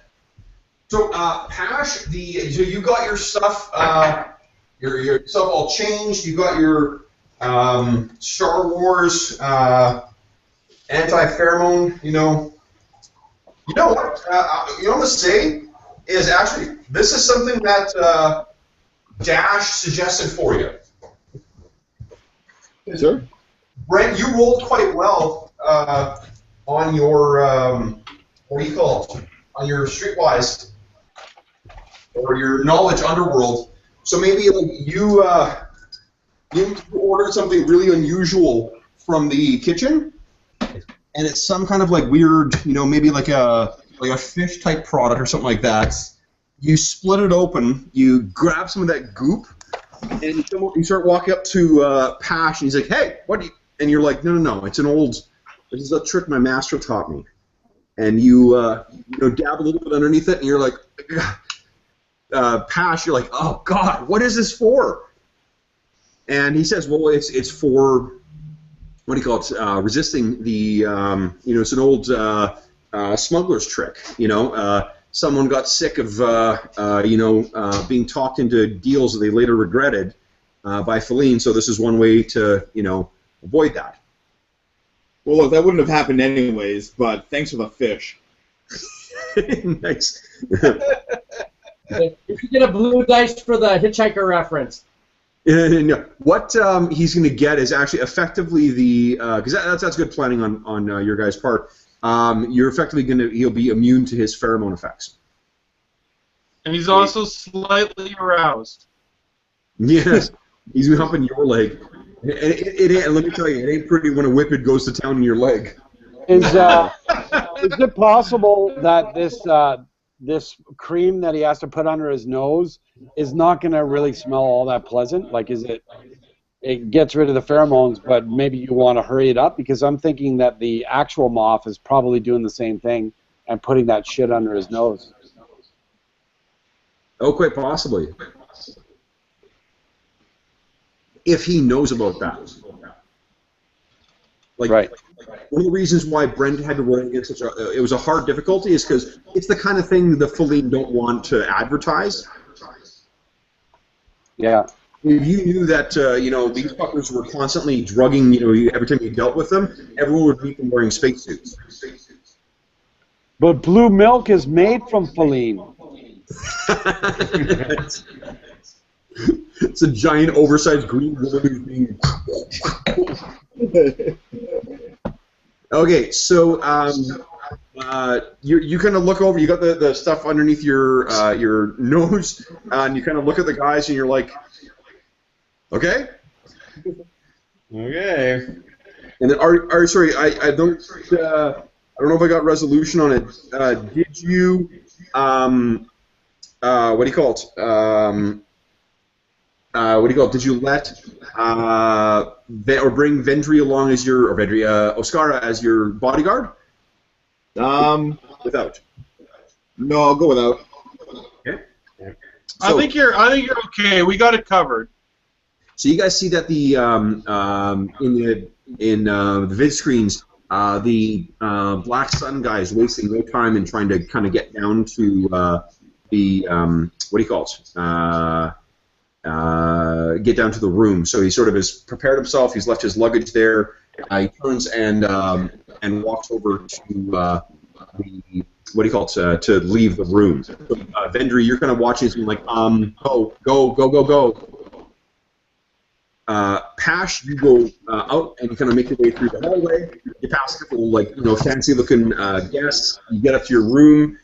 You kind of see like the door slides shut as the Subvigo and the Whippet come around the corner and start making their way down towards you. You guys can see now in the camera as Pash sort of goes in and is looking around. And how does Pash make himself look inconspicuous? Is Pash trying to make himself look inconspicuous? I don't know. What's he doing? So he's standing alone in this room right now. He knows that the, hears from the comlink that he'll be at your door in 6 seconds. So you walk in the room, you're looking around, you're like, doing what? You know what? Yeah. Pash will actually prepare. We'll start preparing a formal tea for Mr. Black. Okay. Nice. You're like, what's fancy? Fancy. Tea. Tea's fancy. So you start puffing the tea, and then you hear the kind of Tea, knock. Earl Grey, hot. You hear what do you call it? The like kind of the whoa, jeez, the doorbell or whatever on the door announces someone that's at the door. Honey, Who is it? okay. Careful, sweetie pie. Choking on some fabric here. Yeah. Oh, jeez. Maybe you shouldn't eat it, huh? But Identify yourself. Virello, who do you think it might be?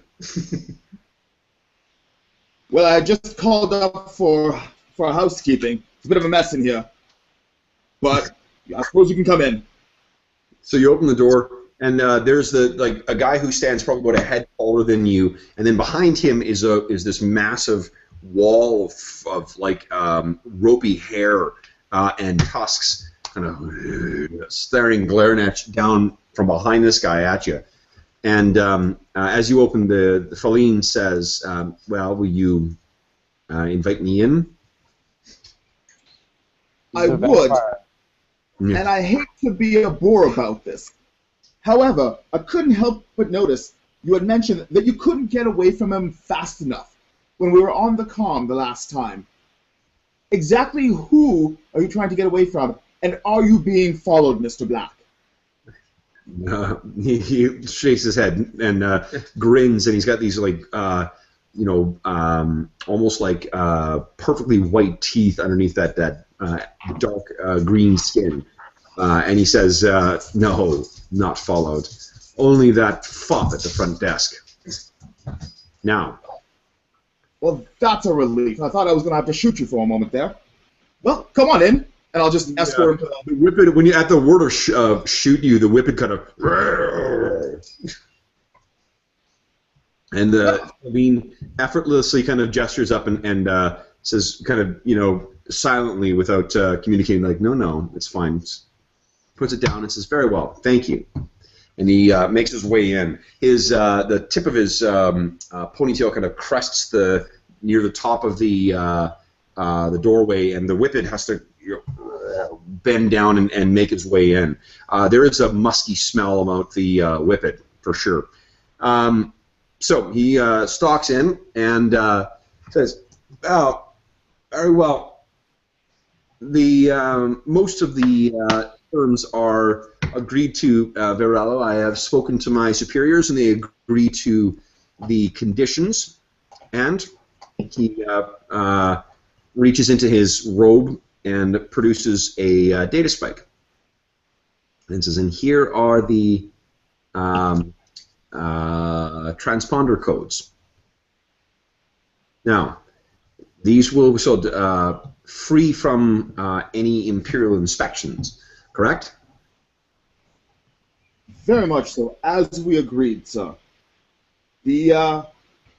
Well, my feeling is this is the beginning of a profitable alliance between the Black Sun and the Imperial administration. Don't use the word alliance. They hate that. That's why I used administration. He takes, yes, of course, the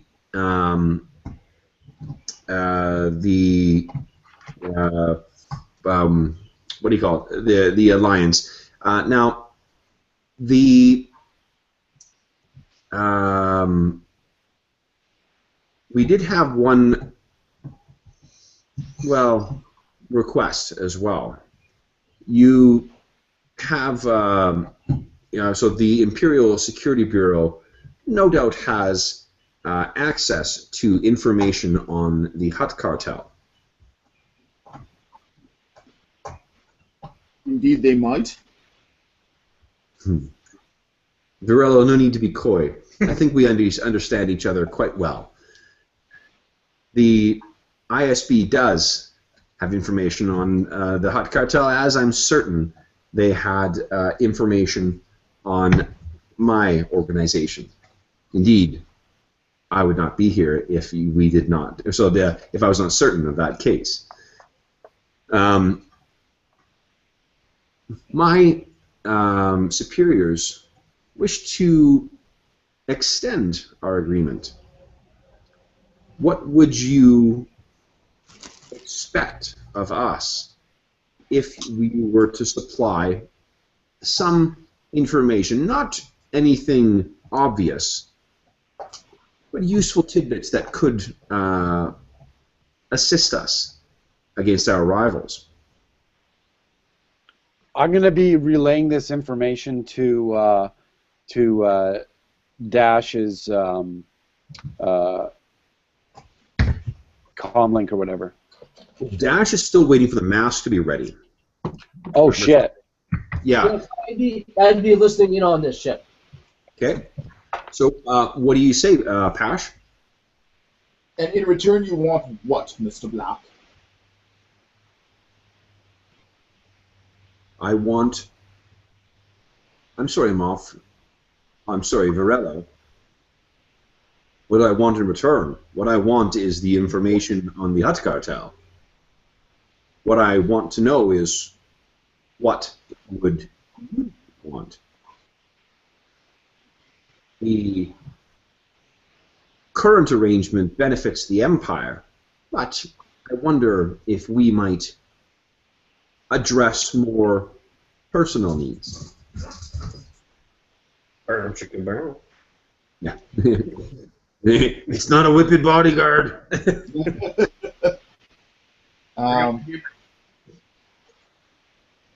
Well, Mr. Black, it's an interesting proposal that you put forward. To be quite frank, I hadn't actually thought that these terms would have been put forward. Now, to be clear, these are in addition to the agreement that is already in place. Is that correct? Of course. This is simply perhaps my superiors wonder whether there are particular needs that you are not finding serviced. Perhaps these needs may be monetary. The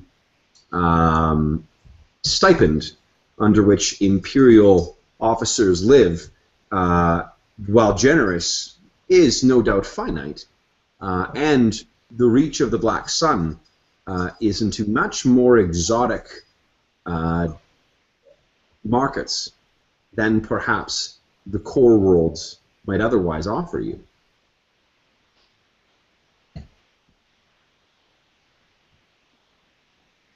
Well, no doubt, Mr. Black, financial compensation is most likely in order here. But I'm at a loss to think of exactly what that value might be to us.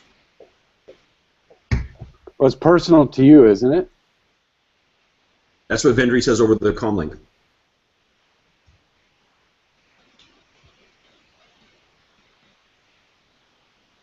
I'm sure you're aware I've spent a good deal of time and investment into securing my position.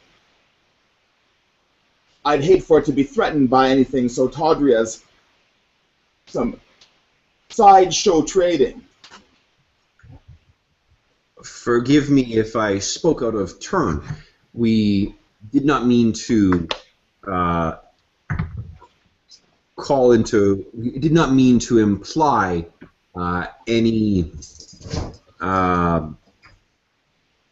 other than a gesture of gratitude for sharing what we no doubt one as powerful and influential as you would have easily have access to. Lake House at Naboo.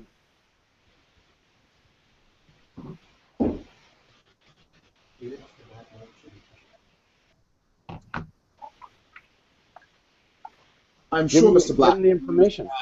in positions for people such as us, information is worth far more than money. I see. And what information might be of particular interest to you, Virello? He's you're not affected by the pheromones, because like the scent of the whatever the hell dash smeared underneath your nose is really overpowering you. Right. But there still is something hypnotic about the yellow eyes of this thing. He seems to just arrest your eye contact. So it's an effort to really kind of look away. Okay. Yeah. Hey, You know, at Kev, this- Hmm? I just want to add like some of the elements of that we're spying on them. Do we notice that he's a little bit mesmerized by him on the camera?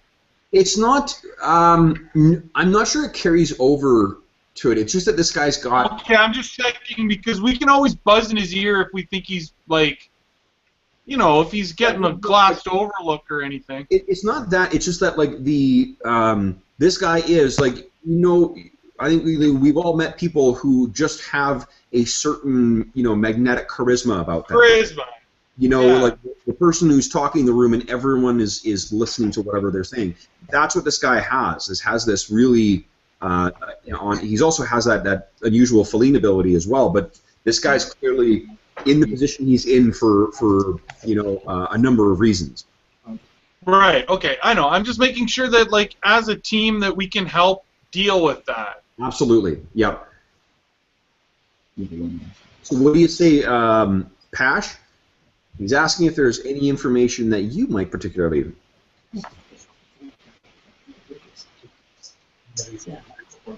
Well, Kev, I just want to remind you that we were trying to time this very similarly at the same moment. I know you want to roleplay one and the other, No, but like if there's it's not that, guys. It's just because of the way that the timing works out. Like this guy was intending to meet with him as soon as possible, and unfortunately, it takes This an is what hour we to gotta put do. masks. okay. Yeah, Okay. I'm not trying to metagame this for you guys. It's just like we had established 3 sessions ago or 2 sessions ago. That's how long the masks take, and it just works out that this dude was going to show up. I buy that. We can wing it.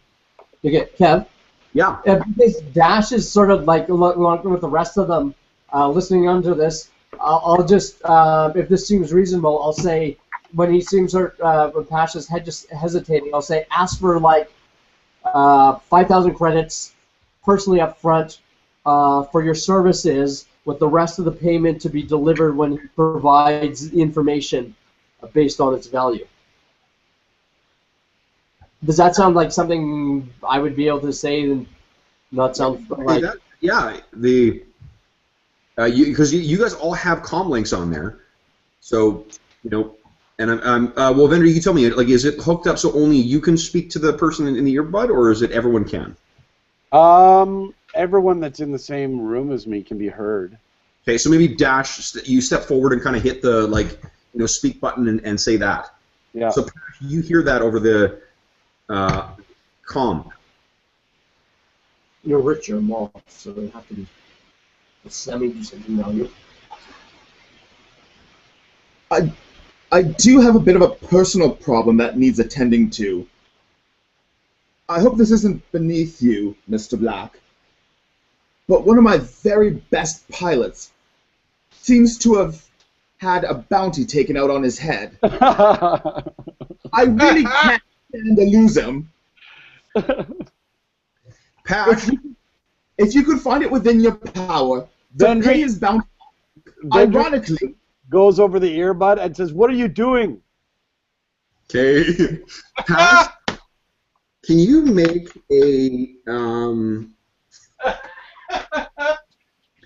a perception check, please, against 2 reds and a purple? That would be me, or? Yep, you. And I'm actually going to spend a dark side point, and it's 3 reds. Ooh, triple up. I'm just gonna take a piss, guys, quickly. So. Okay, Vendry is kind of like thinking about ways that if you fail that roll and things go south, that we can quickly get you guys to just agree quickly and get the fuck out of there. You know what I mean? Like maybe we have Oscara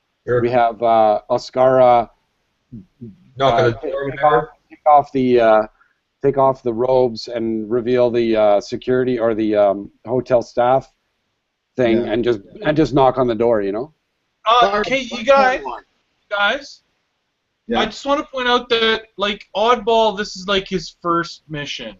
So, but he's calculated. He's pre-calculated that the most important thing that happens with this meeting is that the Moth gets the codes we want him to get. If things go really bad with Mr. Black, that doesn't hurt us as much as long as Moth walks away thinking he has codes to input from Mr. Black, and the Empire ends up with those codes in their system. Well, and that's the thing. As long as if we need to kill one of these 2 characters, like, this Mr. Black is the disposable character. I don't think we need to kill him. I think we could just go in and interrupt the meeting and just say, oh, there's been a gas leak on the floor above, and we need to get you out of the hotel, and then basically just send him on his way. They both go their separate ways, and Dave, how did Pash do in the roll? I'm sorry, Kev. What was that? Perception? Yes, please. And there are 3 light side points available right now. Yeah, I'll be using one of those. Yeah. Did I flip over a fucking light side to a dark side? I think. Oh, sorry, guys. Hold on. I fucked up. There's 4 light side. No, 5 light side points right now. Dave, if you're going to use one, then there are now 4. Okay, and that's 3 red, you said? That is 3 red. That's right. Holy fuck. Yep. All right. All I did was pee. Well, you'll never guess how that turned out. That is a fail, as we all kind of expected. Yeah. But 2 advantage on that. So just a fail and 2 advantage? Yeah. Nice. Okay. Is it really? Okay, so Yeah.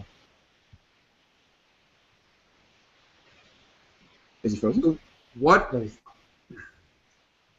Okay, so I'm going to bank that advantage, and I'll let you know what happens as we continue the conversation. So you said to him that you wanted to, that there's been a bounty on so and so's head, right? Yep. Really? So, and who would this? Who is the bounty payable to, or payable by?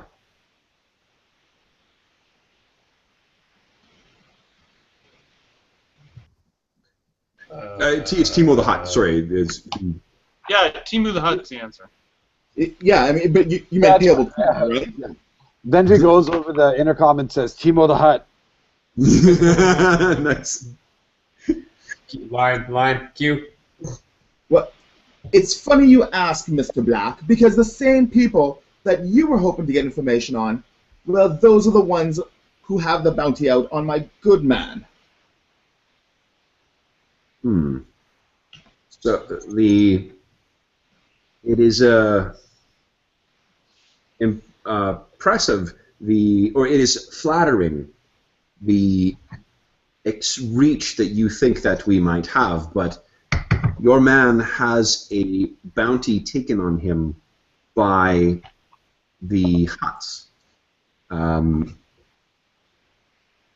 Barring us killing your man and delivering him to the Hutts, thereby taking money or credits out of their fat pockets. I'm not certain what we could do, though I could try to make arrangements. Why is this man so important to you? Well, I'm sure you're aware, very much like your own. Guys, you know what? Everyone else, go ahead and make a perception check against two reds and one purple.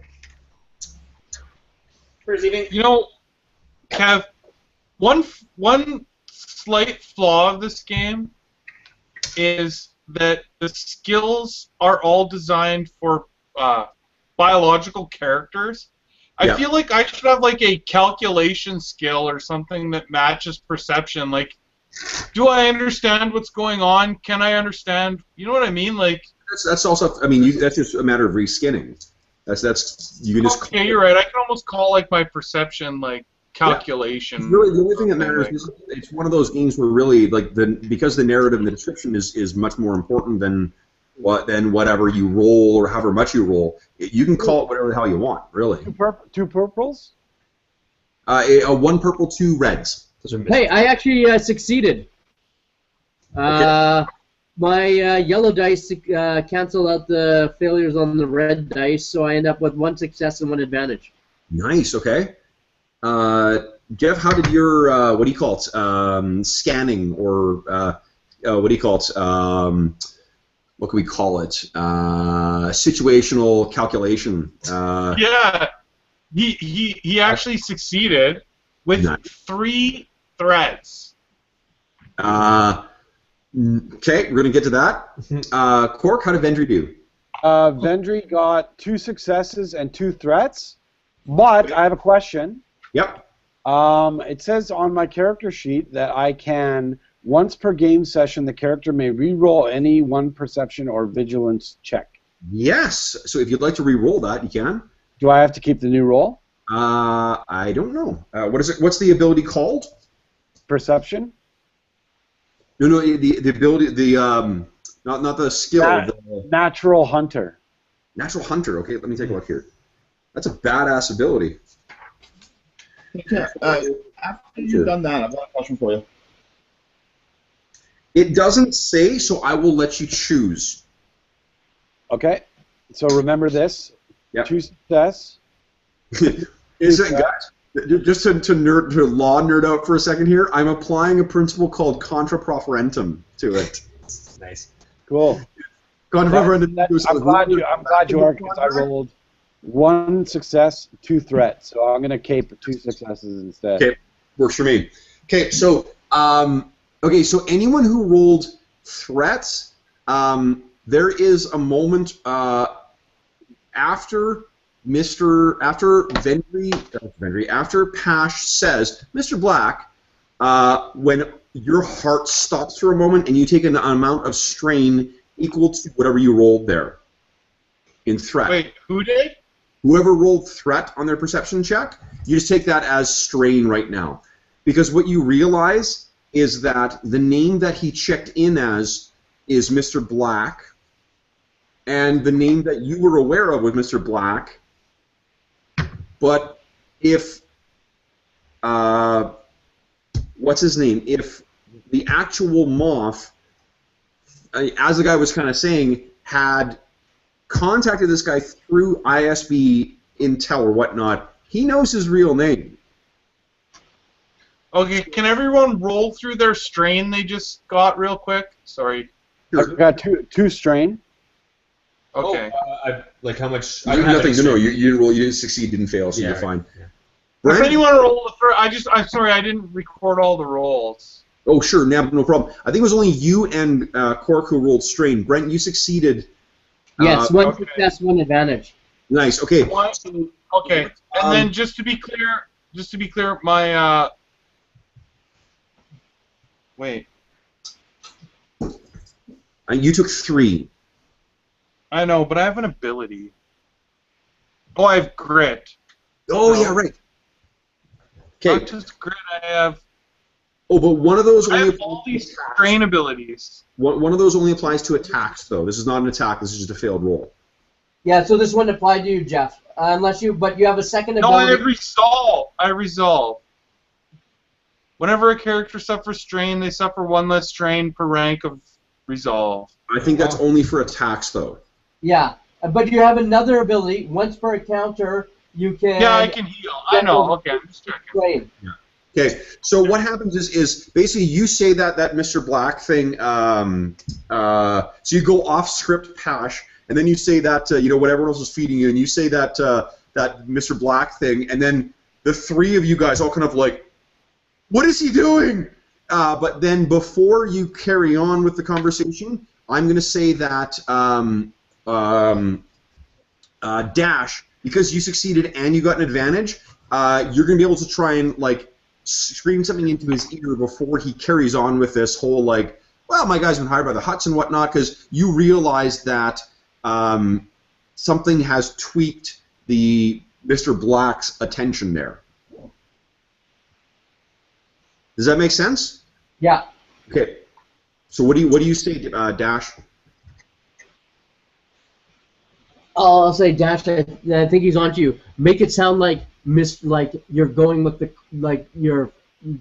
fake name Dash, and say that you don't want to pay the bounty off yourself or through proper channels because it would harm your reputation. Yeah, that's good. That's good. I like it. Okay. So Pash, what do you say now instead? So he's asked you why, about this, the person who owes the bounty. What is he to you?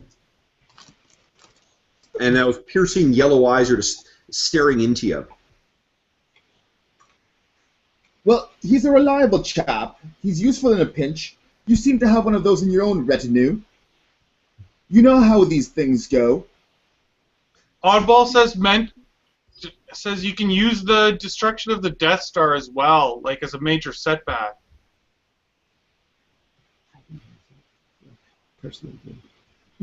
Because of my position, I'm sure you understand.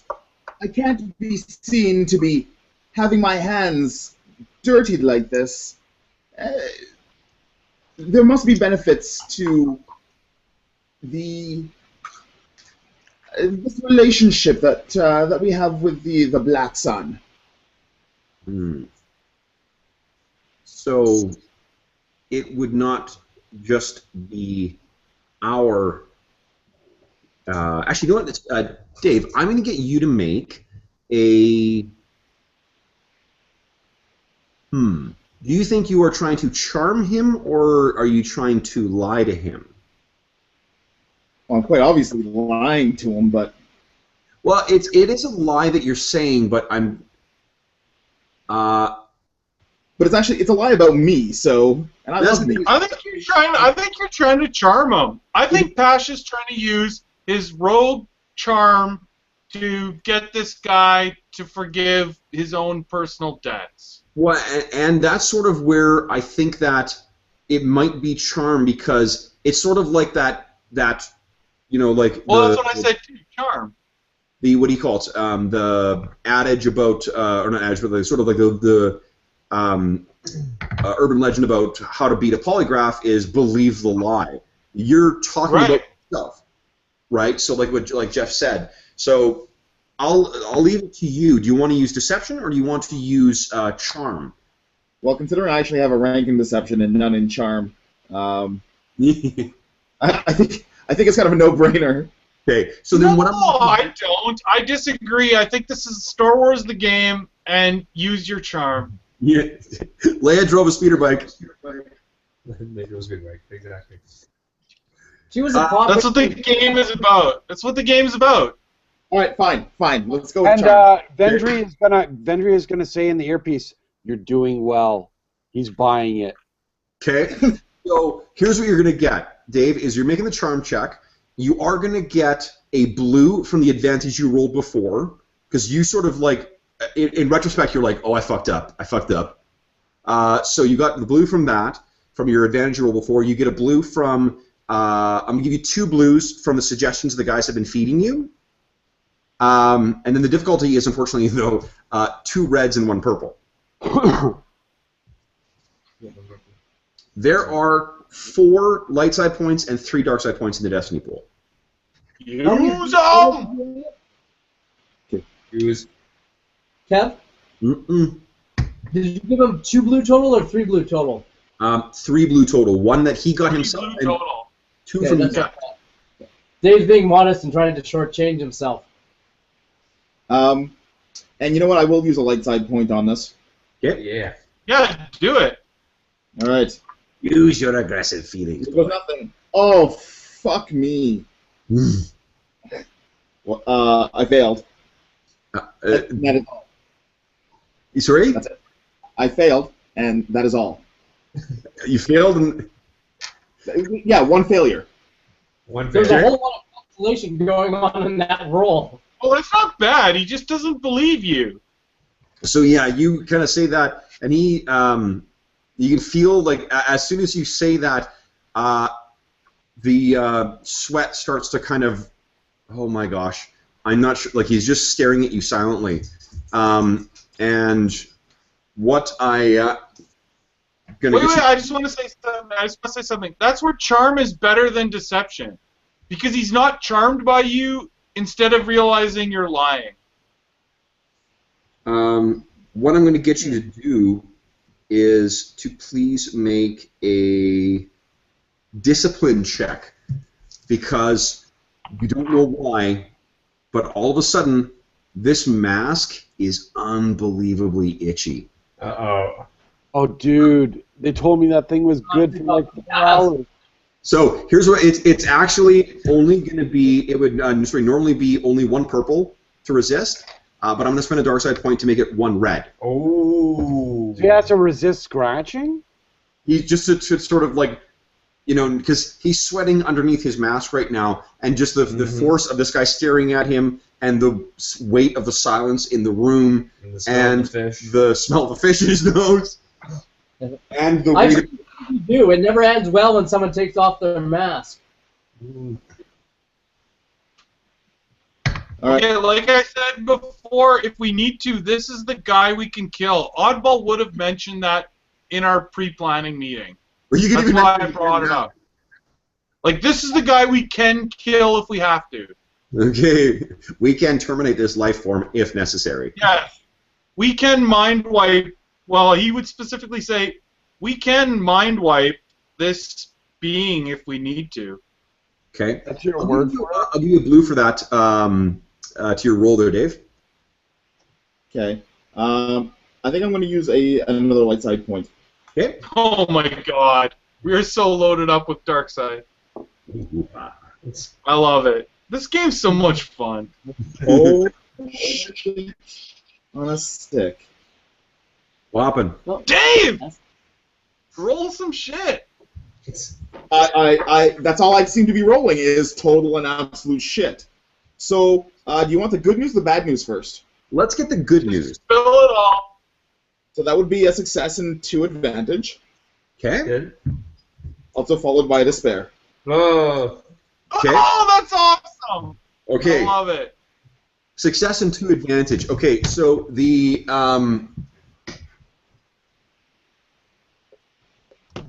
what happens is you Give him a time limit, Kev. sorry. I think the despair would be great as a time limit. Like, you realize the disguise is failing. Like, you got to get out of here. Well, what's going to happen? Here's what I'm going to say: is that you sort of like nervously grab the tea and then bring it up, and you're sort of like just waiting for him to react and waiting for him to react, and that's sitting in front of you. And then you realize that there's the itchiness and whatnot, and you sort of manage to lean into the mask and not not disrupt it whatsoever. And he kind of looks at you. He says, "All right. Now, what is this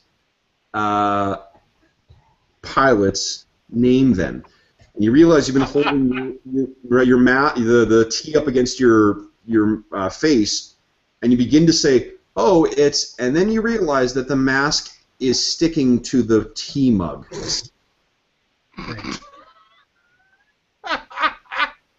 Bring it back. This tea smells so good. You held that hot liquid up against it for too long. Kevin, Yeah. have we noticed the tension in this scene Oh on yeah. the camera? As soon as you guys are all sort of, remember, like you guys have suffered some strain as a result of what's going on in that room. So you're all sort Okay. of like. I say we send in Oscara, man. Oddball, like, gestures to Oscara, like, Go. break this up. Like, he is like, go do something. What And he's Wait. gesturing to them to take his clothing off and be a hotel guy. All right. Kev, did the rest of us realize what's happened? Well, what you see, you're like, all of you are looking at each other like, why does he have that glass up against his face? So you don't know that's what's happening to his mask. He's hiding. I'm like paging through the instruction manual of the mask thing. Oh, yeah. I don't think any of you guys know. It's only Pash that knows that this thing's fused to it, because if he's hiding it from the guy, he has to be hiding it from you guys as well. So all you're seeing is like, What the fuck is he doing? yeah. But it's tension. We know it's tension.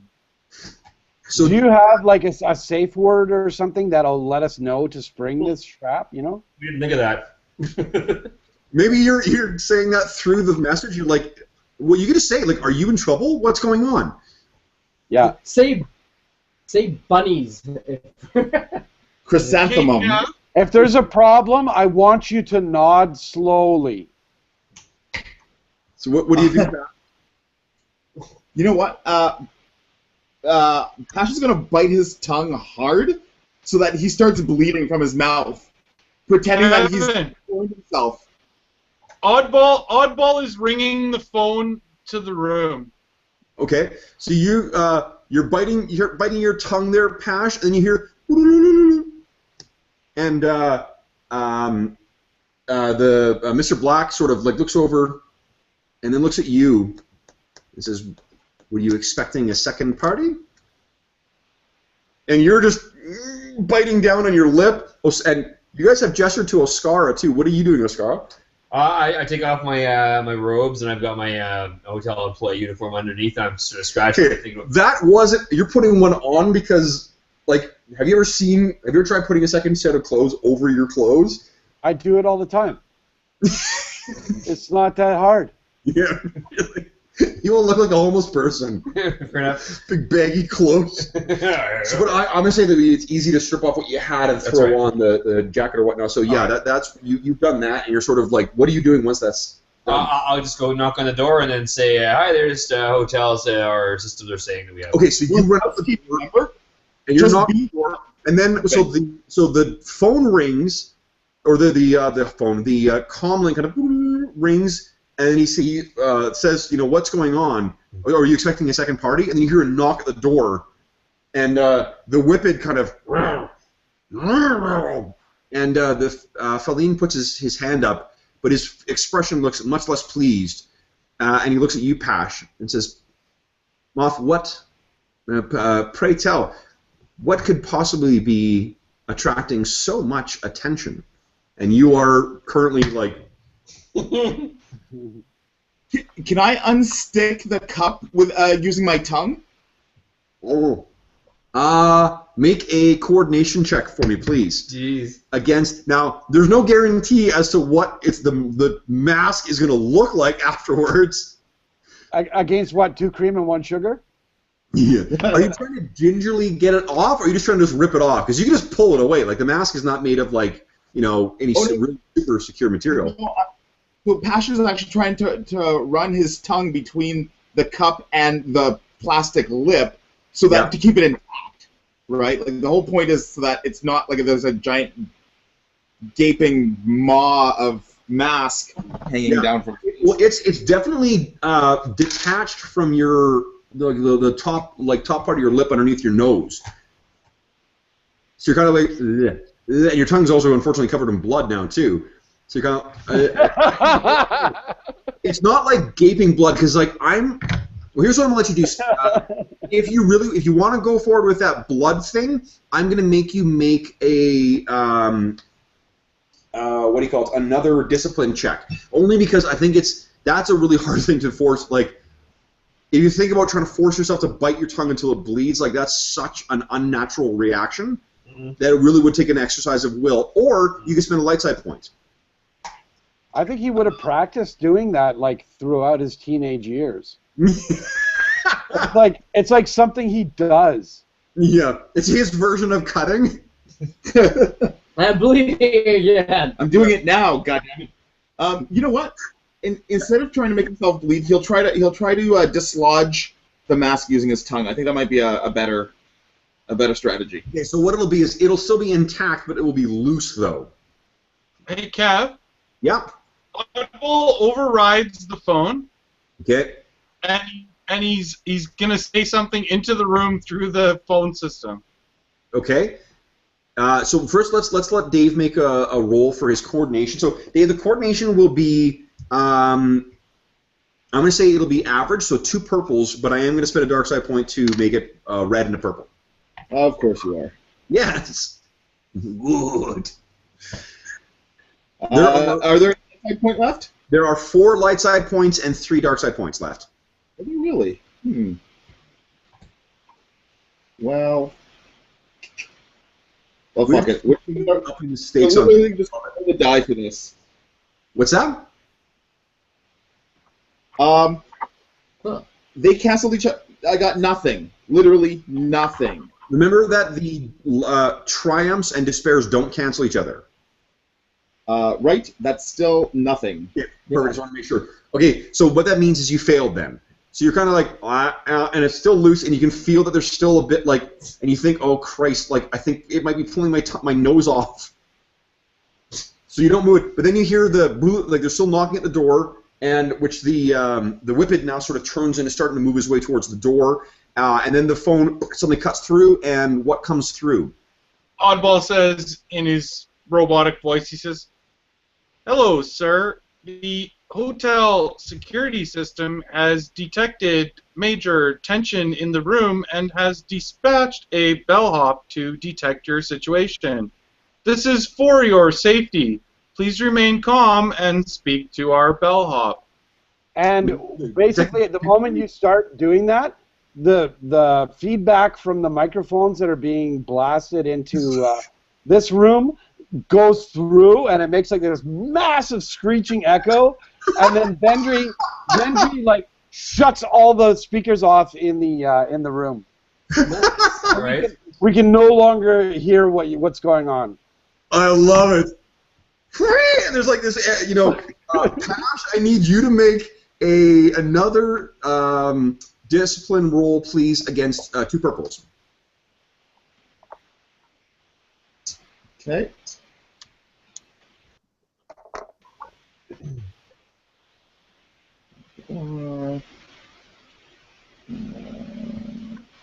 At the same time that Oddball says this, he looks at Vendry, and he does the equivalent of a robotic shoulder shrug to Vendry. I don't know. Okay, this one is using a light side point, Kev. That's one advantage. One advantage. Okay, so you fail. So what happens is you also wince from the what do you call it? Are we gonna make a roll? Ear, and you're certain that the lip has been torn now. It's still attached to the mug, so you still have the mug in front of you, but there's for sure a tear on it at this point. At this one, I'll say the Whippet walks to the door and kind of, so the door opens up and you see this massive Whippet standing in front of you. Oh.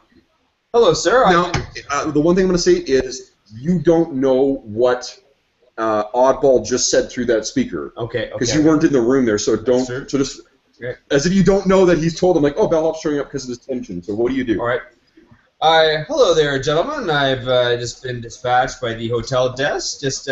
Our computer systems are reading that we have some dirty air conditioning systems. I was wondering if I wouldn't mind to take a quick look at your vents.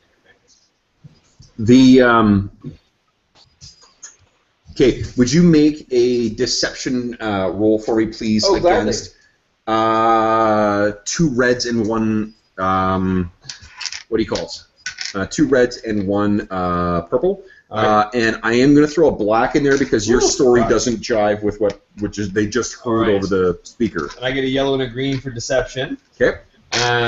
Pretty much all I can do. I do have a response to this, Kev. Okay. There is a. So you guys maybe you can't hear it now because it's. I can upgrade. I suppose I can upgrade, right? Yeah. Let's upgrade it. I better just in case. Here. There are currently 2 light side and 5 dark side in the Destiny pool. Here we go. Well, Kev, I'm also assuming that I'm basically now on speakerphone to the room. Oddball is. Just Oddball. And Vendry is now gone over to where Oddball is, and he's just silently standing behind him, just watching him do his thing on the intercom. Okay.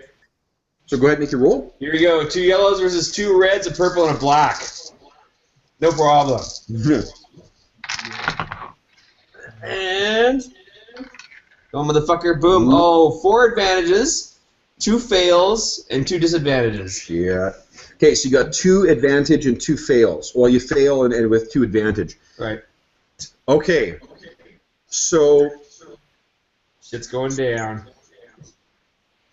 You can tell you can't tell what the expression on a Whippet's face is because it's a Whippet. You can tell quite obviously from the look on the Mr. Black's face that he is quite certain that you are full of shit. Whoever you are, you're either the moth trying to take advantage of him, or you're someone impersonating him, or whatever. You just know something is hinky. But the advantage of the role is that he isn't immediately doing something, so you will have an opportunity to sort of do something first, Pash, right? And the rest of you guys. So what do you call it? What are you guys doing? There's this. Well, Oddball is saying through the interrupt that he did. He said, "Sir, it is protocol that I speak to you directly. Please pick up the handset." Or we continue with our protocol. So he's basically saying, like, this is protocol that, like, the door. Well, I'm not going to let you explain what you mean by that. Yeah, that's what he said. So he said. So Pash, please pick up the handset. You're sort of in the hot seat right now. What are you doing? Pash is actually going to. He realizes that the jig is up, and he's actually going to pretend. Well, actually, not pretend. He's going to spill the tea all over himself, while screaming out loud, pretending that basically he's been scalded by it. Nice. So, all the while running to the bathroom. Okay. You by the door, like, hey. There's no air conditioning possible. Okay, so it's going to be the difficulty is going to be two reds, one purple. The roll will be deception, but I am actually going to give you an upgrade because you fucking spilled. What do you call it? You spilled tea, hot tea on yourself, and you, as a result of that, you take 2 strain incidentally. Okay. What's up? Where you going? You go, sweetie pie. Go get it. Vendry just inquires to Odd if he has access to the sprinkler systems on this room. Yep. I'm also going to suggest Vendry with a, I'll say a computer's roll. You may be able to like basically reboot all the speakers and comlinks and shit like that. Should we roll the equivalent of initiative at this point? Not well. Bash is sort of doing something right now, so we'll see how this roll turns out. Okay, I'm just saying, like, maybe we should have like initiative order at this point because I think there's a few actions going on. Okay. Vendry is going to like all of a sudden. I want to hear how Dave did in this role. I just want to hear how Dave did in his role. So go ahead, Dave. Okay, Patch is going to use a light side point.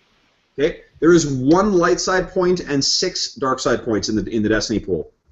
I love it. You did say that Patch actually gets an upgrade, right? He does, yes. So the light side point gives him an upgrade, and he also has an upgrade as a result of spilling that shit on himself. And it's against deception? It is deception, that's right, yeah. Actually, you know what? He won't use the light side point then, because I think that that kind of evens it up. The light side point would give him, if he's already all yellows, it would give him another green. Well, he's actually not all yellows. He's got 2 yellows and a green with the upgrade. Okay. I just gotta say. Oh, you know what? Fuck quick. it. He gets the light side point. Okay. What were you gonna say, Jeff? Sorry. This is so much fun.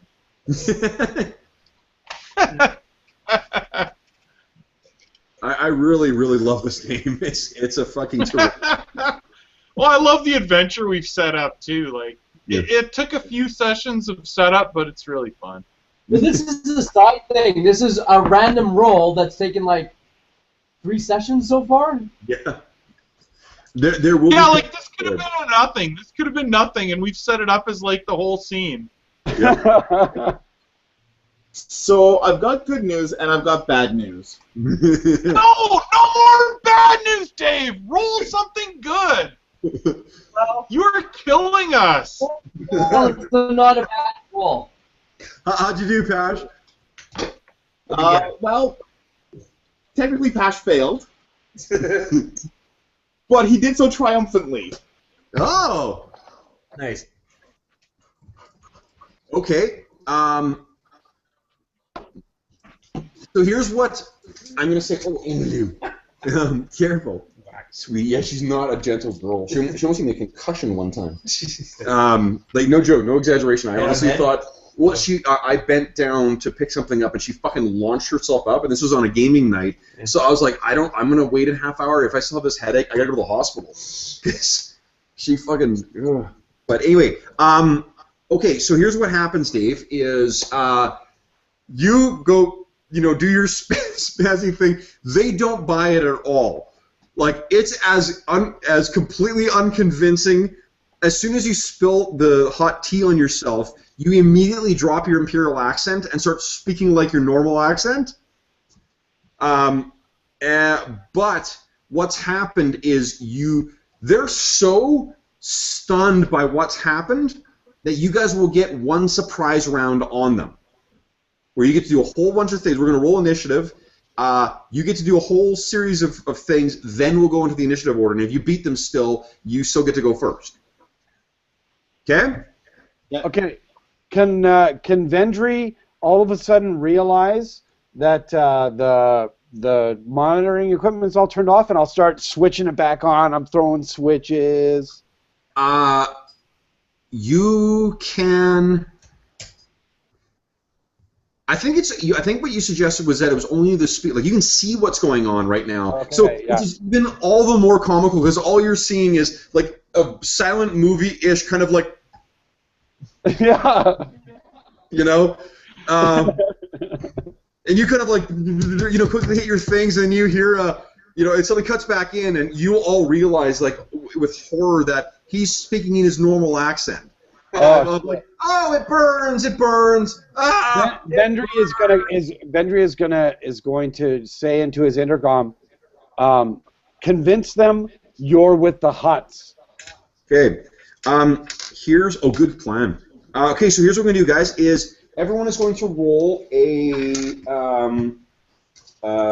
vigilance, please, for initiative. Vigilance. Remember, you're just rolling, counting successes and what do you call it? Advantage. Interesting. I got a hit. Kev, Yep. I realize we're rolling initiative, and it's based on one of the stats of the game. Yep. But Oddball's reaction to the whole scene is based on the fact that he's controlling the computer system, and that's it. Yep. Can I roll any different initiative number of how quickly I can make my computer stuff happen, opposed to vigilance? Your computer skill would be how skilled you are in implementing that, but your vigilance is essentially your you could call it reactive processor. It's effectively that's how fast you're able to respond to new stimulus. So Okay. I don't think you'd be able to rule that as initiative. And Jeff, if you Okay. want to, I like the suggestion though. Just so I don't want to deter that kind of suggestion in the future. Right. That's cool. I'm just being like, what's happening to my character? Yep. Okay, so you got one success. Yep. That's it. am I up next? Yeah, please, Brent. Go ahead. Okay. 2 success, 2 advantage. I don't think advantage matters though, right? For tie breaking. Okay. Okay. Dave. 2 advantage. Your order's in the text. 2 advantage. 2 And- successes, 1 advantage. Okay. And I have a success and an advantage. Success and advantage. Okay, so effectively, guys, let's see here. It'll be PC, PC, PC, PC, NPCs, PC. So. And we have a bonus round. So first your one bonus round. Who would like to go first? Actually, Pash, you're in the room. You're sort of the center of attention right now. Why don't you go first? So you realize at this point, you sort of like, as you sort of stop, your face is sort of like, kind of half hanging down, and you're couldn't taste it. So these guys are looking at you like, for the first time since you've met Mr. Black, the look on his face is not like that intense stare. It's a genuine bewilderment of what is going on. So what are you gonna do? Can Vendry act first? You could, yeah. That's our choice, right? Vendry? Right of first refusal here. Pash, do you want to go first? Sure. How many? Who's between me and the door at this point? The Whippet is standing near the door, but so is Ascara. 2 people in the door. You know what? Pash will cry out. The Hutts, thank you for the information, and bolt out the door. Nice. Nice. That is so good. Okay, so yeah, you're easily able to run over there. Are you trying to are you trying to just run out? That's it? Yeah, basically, like he is taking off. Okay, so Run. I'm gonna get you to make a coordination check against a average, so 2 purples, just to see if you're able to navigate through him and the fucking giant Whippet without without trouble. Sure. Wow. Of all the rolls that actually worked out, that's 4 successes and 2 threat. And 2 threat. Okay, so you take 2 strain. As you sort of run the whip is sort of like is moving its giant arm, and you sort of hit it, but you're able to sort of push past him and Oscara, and you're out in the hallway now. Okay, so then who wants to go next? That was Pash. Vendry, did you want to go next? I want to go next, and I want to go over to Odd and ask him to put a message up on the HoloVid or whatever that says, "Transaction affirmed. Timo agrees to your terms." Ooh, interesting. Okay. So, do you want Oddball? Do you want to go next? Sure. Okay. Oddball. He locks all the doors to all the rooms. All the rooms? In the wing that we're in. Okay. Like in the wing this is happening. Okay. He locks all the doors. He disables the security system for the wing. I think you have to pick one of those things for this round. Okay. I don't think it would be... Oh, hold on. Let me think here. Well, he's a droid. I mean, he can at least do a couple computer things. I'll let you say two things. No, because it's not simply a matter of just going like bloop, bloop. Like you're still having to manage the ongoing, firewall and whatever else. So I'll say you can do 2 things. So are those the 2 things? What it'll be essentially it'll be your what is it called? No, not minor action, but what is it called in this game? Maneuver? Thank you. Okay, so your 2 maneuvers here. Bloop, bloop. You got. Well, his first maneuver, he maneuvers to lock all the doors so no one else comes out of their room. Okay. And then his action is to send the message that Vendry said. Okay, nice. So you see his what do you call it? The flash? Those yellow eyes flash over for a second, and he kind of there's a look of anger that flashes across that face. So, Ugnaught. I don't like you either. Okay, so we've got Dash and Oscara next. Which of you guys wants to go? Oscara's in the room. He should go first. Dash has nothing really he can do. So go. What do you want to do? So where is Pash at this point? Pash just pushed past you, and he's in the hallway. And I'd be like, and so I'm like, so I'll look stunned, which fits with being hotel staff. Yeah. And sort of be like, security. Does this look threatening? So I'm gonna act like I'm calling security. Okay. Yeah. Okay. I don't think we have any reason to suspect you at this point. Okay. So then it's Dash. You have a round to act, and then we'll top of the round for the non-surprise round. Anything you want to do? Okay. So all the doors have automatically locked, right? Yep. I'm not sure you're aware of that, right? You don't know that because you don't know that. Okay, I don't know that. Is that what was in your email or what? No, no, not at all. I will do nothing. I'm waiting for the mask. I'm in the wrong room. There's not much I can do. Okay. Top of the round, Pash, what are you doing? You're in the hallway right now. Pash will actually take the stairs down to the kitchen, where he will dispose of his mask and the remainder of his costume. Okay. So you start making your way down towards the kitchen. Okay, Vendry, what are you doing? Vendry is going to go back to the monitor station and just like check out what's going on in the room. Okay, so you can see that. Okay, so you're just monitoring, I guess, right now. Oddball, what are you doing? Oddball is with his action. He is disabling all of the security to the main computer for the wing we're in, and his move action is to disconnect from the computer system.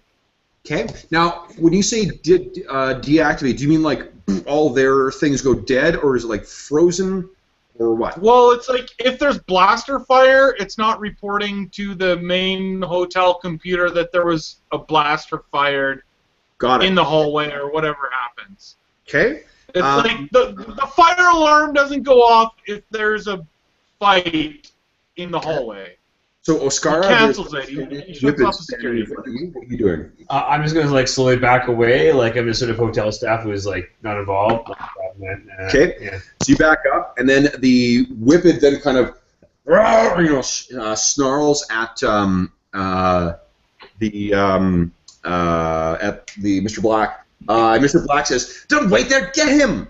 And the whippet kind of, races past you, Okay. and there's this like much faster than you could have pictured that giant ball of fur moving. Right. It's loping down the hall like some kind of massive like what do you call it? Beast of prey. Okay. And I have no blaster, of course, on me. No. Yeah. Dave, I'm going to get you to roll a stealth check for me, please. This is hold on. Actually, it'll be athletics or stealth. Which would you want to roll? I'm going to wash them quickly, but decide what you want to roll, and it will be against. Well, actually, it depends on what you're rolling. This is an awesome episode so far. I love it. Just so you guys know, I don't know if the DM allows meta talk, but what Oddball's gonna do is he's gonna like move into Mr. Black's room with a thermal detonator, and he's gonna basically get him to just stay there, or he's gonna explode it. Because the most important thing to him is that we continue the second part of our espionage. But Yeah. what Right? happened- Like, he needs to make sure that nobody knows what we're doing. I'm way more concerned with part 2. What? What happens when the furball comes back? Okay, So what? What happens when the whippet comes back? I'm trying to get you to do is you're going to be making a contested roll against the whippet, trying to either like outpace him just by running faster than he is, or by like slipping into a room or into a hallway or something like that to avoid his. Kill him, you guys! Kill him! You could kill him too, yeah. Do I have a blaster on me? I'm assuming you do not because you didn't tell me you did. Right. So hiding it is, and it will be stealth. Okay, so make the stealth then will be against. Let's see here. One red and 2 purples. I'm gonna spend a dark side point to upgrade that, so it's 2 reds and 1 purple. Oh, mother of fuck. There are. How many light side points are still there? I'm sorry. How many light side points are still there? There are 2. I'm also going to, Dave. I'll give you.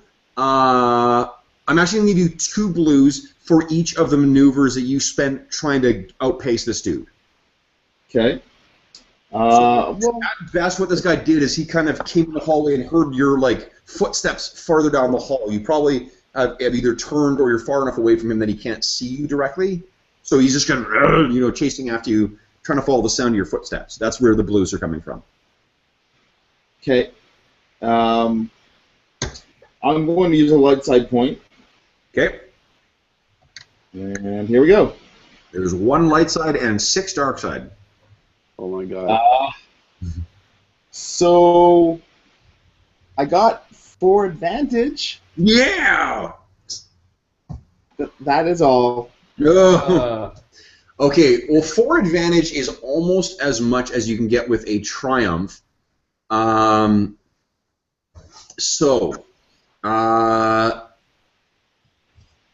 don't succeed in losing him. But a staff walks into the whippet. Sorry? But a staff comes out carrying something and collides with the whippet. Yes. So here's what happens: is as you're sort of racing along, and you can see this thing moves so much faster than you think, racing along the hallway, and you sort of look back and you see this thing it's just almost filling the entire hallway, and and its big jaw opens up, its fangs looking up towards you, gore, or not gore, but like gob and spittle is kind of hanging down through its open mouth. It's salivating at the prospect of reaching you. And you sort of turn and run, and then there's a as one of the turbo lifts open, and these droids come out carrying this massive, elaborate cake. And the thing kind of roars and plows through this thing, and then kind of tumbles to the ground, destroying these two service droids in the process. And it kind of comes up covered in icing and cake and some kind of exotic fruitery. What I'm going to give you is 2 free upgrades on your... No, 1 free upgrade and 1 blue on your next attempt to try and get away from this guy. Yeah. Okay. So that was Pash. Next up, Vendry. What are you doing? Wait, I'm sorry. No, that was the Whippet's turn. Now it's Dash. What are you doing? Anything? You hear the sound of go, go, go, go, go. Outside your door, you hear the sound of that Whippet running past. Okay, I came in through the service entry, right? But when you first came into here, yeah, yes. I first came in and I smuggled in. I came in from the lower levels, if I remember correctly. That's right. Based on my memory, I'll try and help Dash give directions. Like, okay, but you don't know where Dash is going though, or Pash is going. Don't use player knowledge to try and figure out what your character's going to do. Remember that. But I tell him to like run to the basement and like go through the kitchen, and this is how you can get out, based on where I came from. Why don't you ask Vendry? Yeah, Brent. Maybe I didn't hear it, guys, but Pash didn't say he was going to the basement, did he? All you know is he's running away. I know. All you've heard in the room you're in is Oddball said kill it. I can just offer a suggestion of how to get out of the hotel based on how Dash snuck into the hotel. Oh, you're trying to... I'm sorry, you're not trying to go there. You're trying to give him a suggestion to get through the hotel. Yes. I'm trying to give him directions based on how Dash snuck into the hotel, saying this is a back entrance out of the hotel. Because you still have the earpiece in, right? He does, and I think you spent the last round rebooting them, right? Yeah. Yeah, okay. Sorry, Brent, I thought you were trying to follow him. And No, I was like, I'm still in the room waiting for the mask. Yeah, okay. So, all right, so then what I'll do is I will allow you to add another blue to his roll. So your next check, Dave, will have 2 blues and a free upgrade. Cool. So now it is Dash is gone. Pash, it's your turn again. Oh. So you're going to repeat that roll. Now I believe it was 1 red and 2 purples before, right? Yeah, well, you upgraded it, but yeah. Yep, and I'm going to upgrade it again. So it's 2 reds and 1 purple. There are now 2 light side and 5 dark side. Boom. So you have already 1 free upgrade and 2 blues, and there is 2 light side points available if you want them. Okay. Alrighty. So I'm just trying to get away from this guy. Well, what do you? Good narration also can attract blues. Well, you've also heard in your ear from Oddball that said, like, mind wipe this monster. Can I actually do that? Well, to you, you know Oddball enough to know that probably means kill him. Oh, right. That's Oddball's way of saying kill him. When Oddball says mind wipe, that means kill when it's a biological. Notice a symbol, Stephanie. Yeah, like that. You've known Oddball long enough to know mind wipe means kill him. Gotcha. The Pash will say into the comment to Oddball, look, if you can get a blaster in my hand right now, I will do that. But without one of those, I'm just running away. Okay. Has Pash gotten down to the kitchen yet? No. You're still in the hallway. Oh, shit. All right. Well, okay, so he's gonna, I guess, keep trying to work his way down to the kitchen, hopefully using Dash's instructions. This is fucked up. The guy who sings Chocolate Rain, Yeah. he just followed me on Twitter. What? Yeah, well, he follows me on Twitter, so he might have followed you because of that. Yeah, well, he's got I like, don't know how he followed me, but he followed me recently. Yeah, it looks like everyone. I followed him back, and now he's following you. Yeah, because he follows like 200, almost 220,000 people, What? and that's about as many followers as he's got. So I feel like every night he just says yes to everyone who follows him. yeah, that's half an Yeah. hour later. Just follow. He probably follows you based on the fact that I follow you, and he Yeah. followed me about a week ago. That's too funny. Okay, It's so super funny. Dave, what is it? So the way it is this thing sort of is staggered to.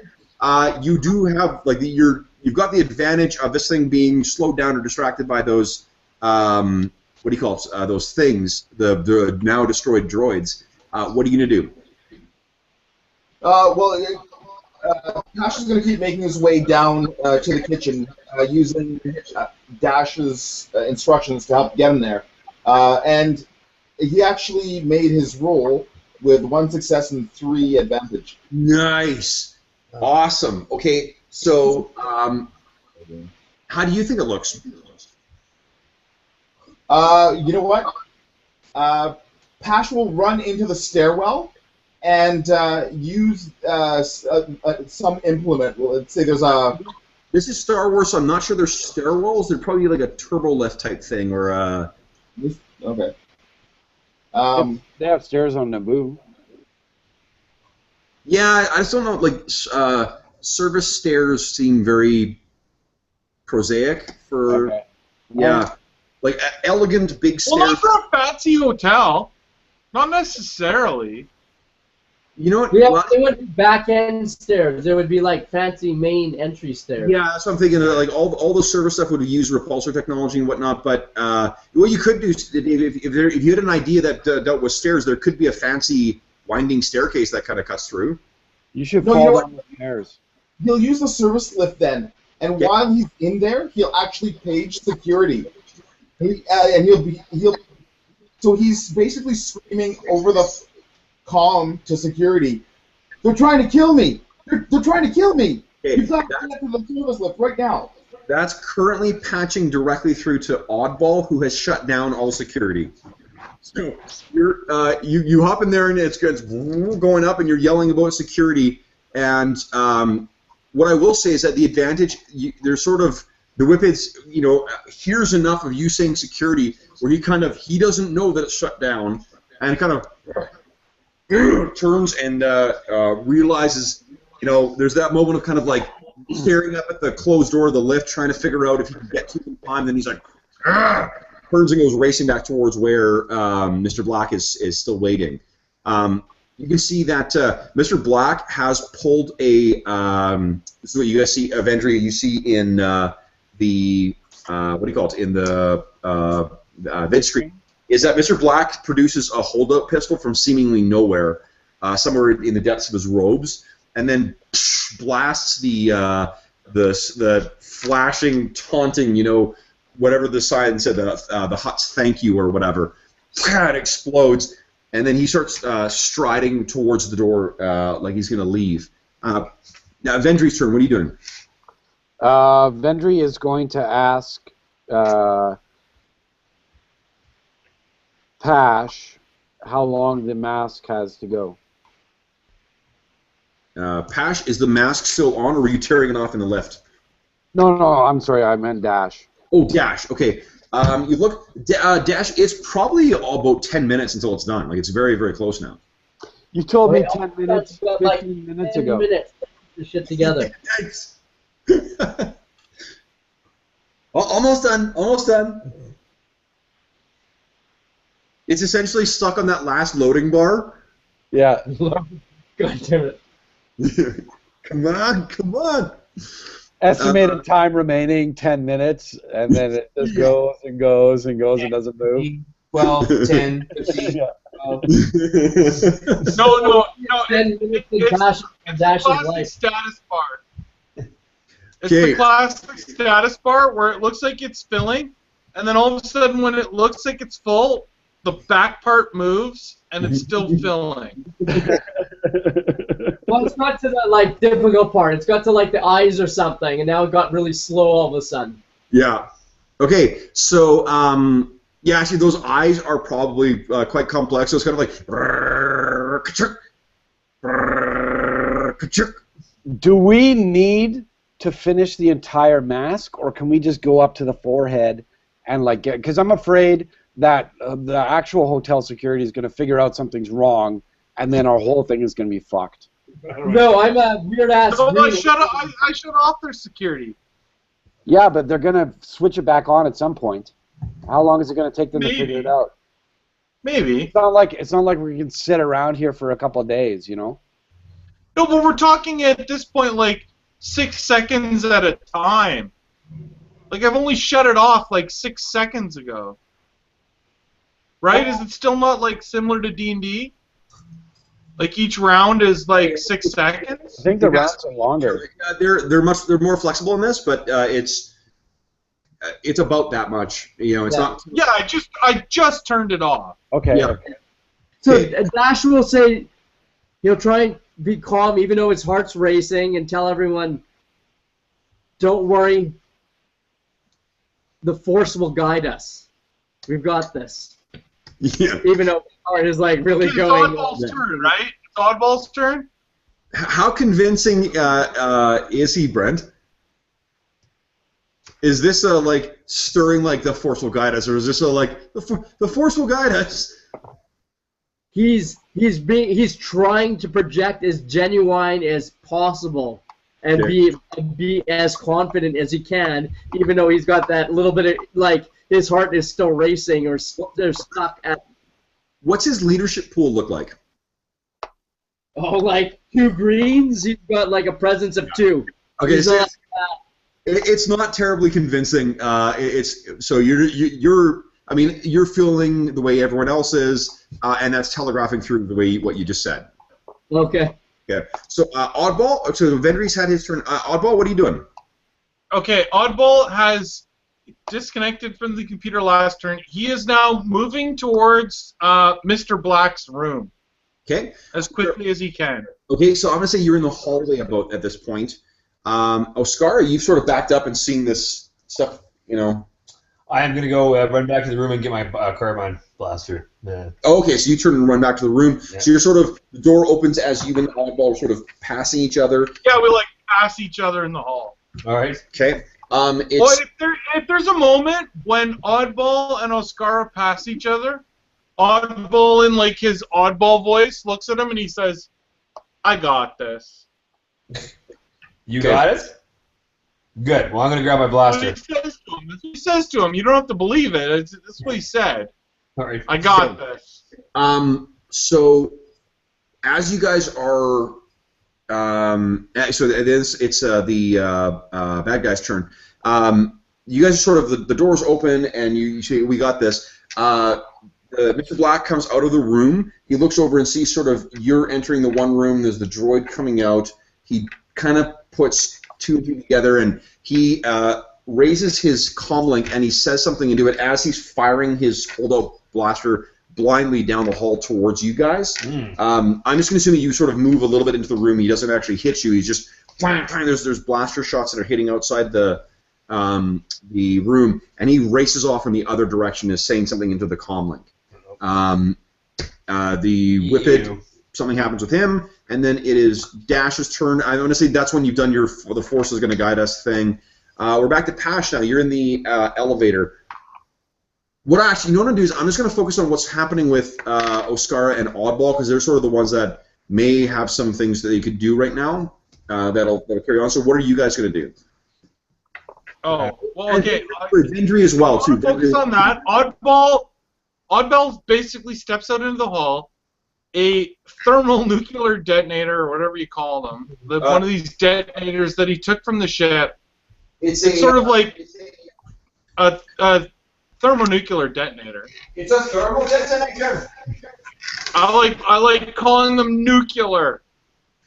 It comes out of his chest, and it's in his hand, and he looks at Mr. Black, and he says, "Please step back into your room."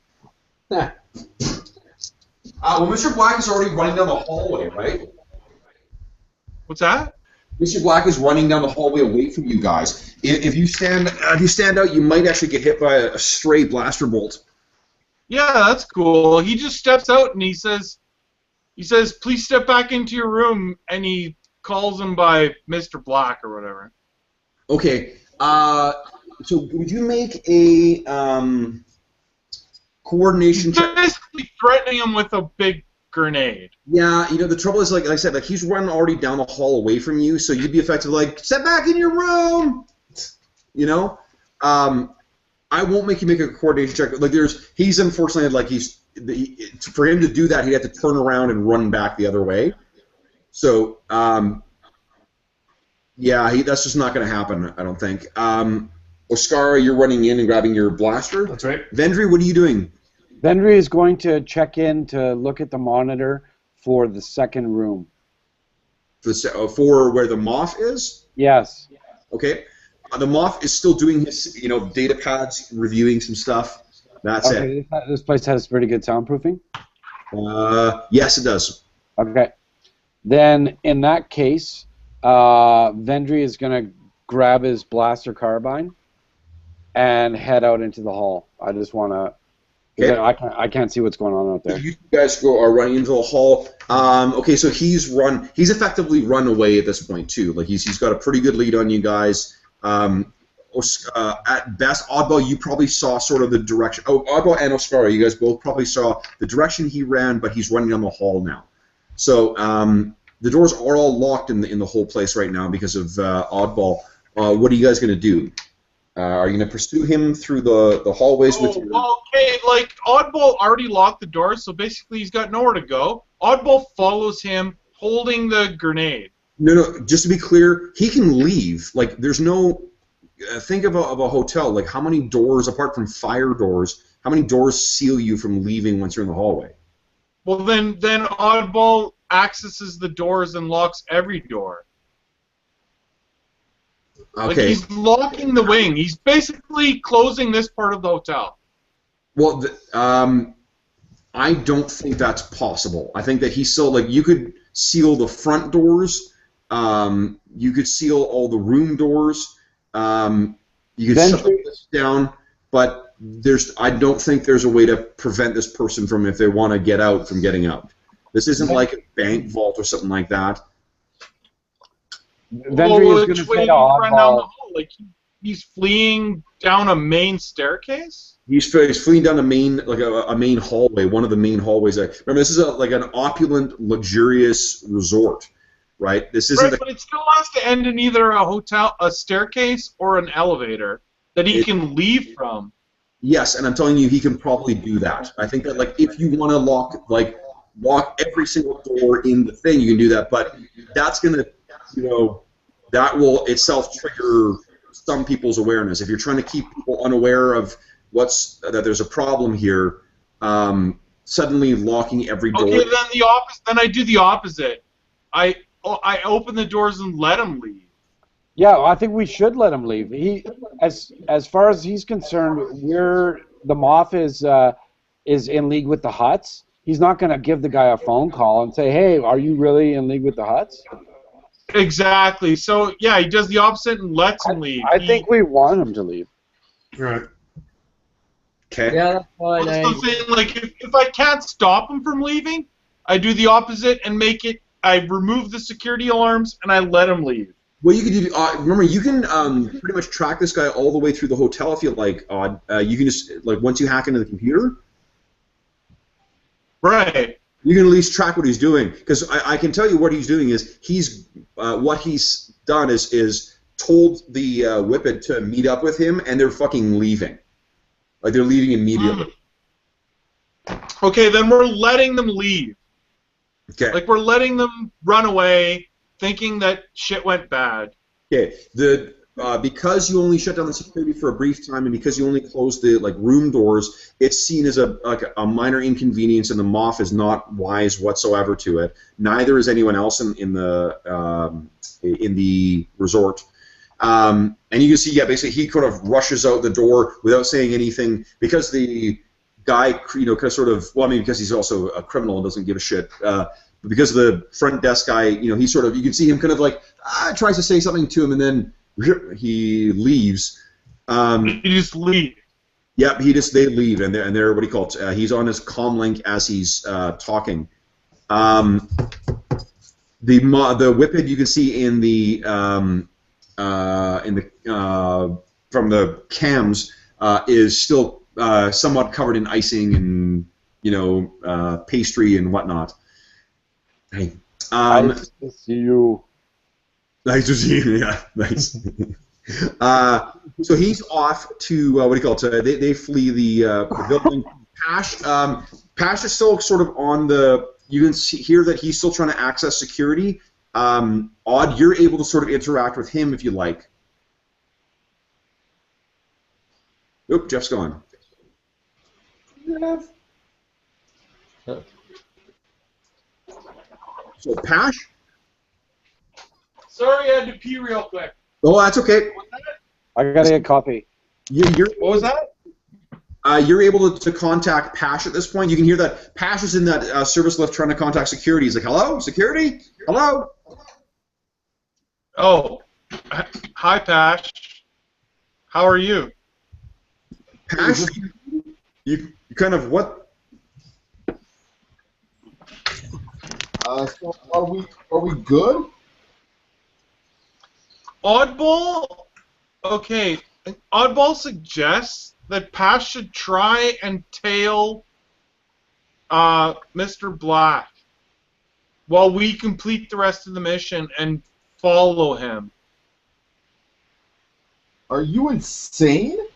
No, I'm not insane. We can't let him alert the Empire that this has been a bad mission. We need to kill him so that our codes are solid. Yeah, but the Black Sun's not going back to the Empire to let them know that he tried to run a side deal that went bad. We should at least know where he goes. Can you not trail him? Sure. Sneak on board his ship. Yeah. God dare you. You don't have to sneak on board a ship, but if he leaves on a certain ship, we could know that. You Yeah, know, that's. I think you do know what ship he's going to leave on. It's because it's the same one he arrived on. Except for Okay, screwing over well, the I'm just Empire. saying, like, and you could helping trail the him. alliance. Yeah. So I'm just saying you could trail him. Like, the rest of the mission is, like, doesn't involve you. Yeah, you're out. So Patch, what are you doing with the mask? What was that? What are you doing with the mask? I'm gonna fucking deep six that shit. Okay, so you sort of the service lift goes down and opens up into the kitchen. You've talked to Odd a little bit, and you're still Soup. the earpiece is working again. So you tear it off, and yeah, you walk past a bubbling cauldron of soup, toss it in there, and it's sort of like this. The camera hangs on it as the face kind of and then disintegrates into the roiling soup. Yeah, he doesn't know you. Follow him if possible. Okay, so if you're you take off and I think you probably know where he's going. So I'll just say that. I don't know, but follow him if possible. If you're if the face maker is done, I wonder if I would be able to make a face of my own face. That way, if I get spotted, I can like run around a corner and leave the mask ripped on the ground of my face, so That's awesome. So I'm just, as a backup plan, as soon as that thing's done cooking, I'm gonna start cooking my own face. I love it. So it's kind of constantly running, and everyone's like, "Vendry, what are you doing with that?" Nothing. I'm almost tempted to spend a light side point so the eyeballs don't melt in the soup. I will let that happen for free. Well, yeah, it's still kind of like, one of the droids kind of looks over and then kind of stirs it in the eyes, roll over and sink deeper into the pot. Oddball finds Pash before he leaves, Yep. and he gives him a detonator, and he says, "Take this with you." I don't think that realistically you have enough time to, like, because you got to. Well, if he's running after them, if he's gonna follow it, then he can go. Yeah, because I just don't like if you get him to come back and collect from you and then go. Well, he won't follow them. Yeah, like, what you could do is confirm. If Pash does want us to sort of follow them, he could try and confirm they're getting on that ship and leaving, because you do know where that is. So I could let you. That's what Pash could be doing for the rest of, while everyone else is meeting. But I don't know if that's what Pash wants to do or what you guys want Pash to do. What do you guys think? Instead of a thermal detonator, do we have like a tracking device, like a bug? I could throw it on their ship, and we can find out exactly where it is that they go. That would be awesome if you guys had trackers. You do not.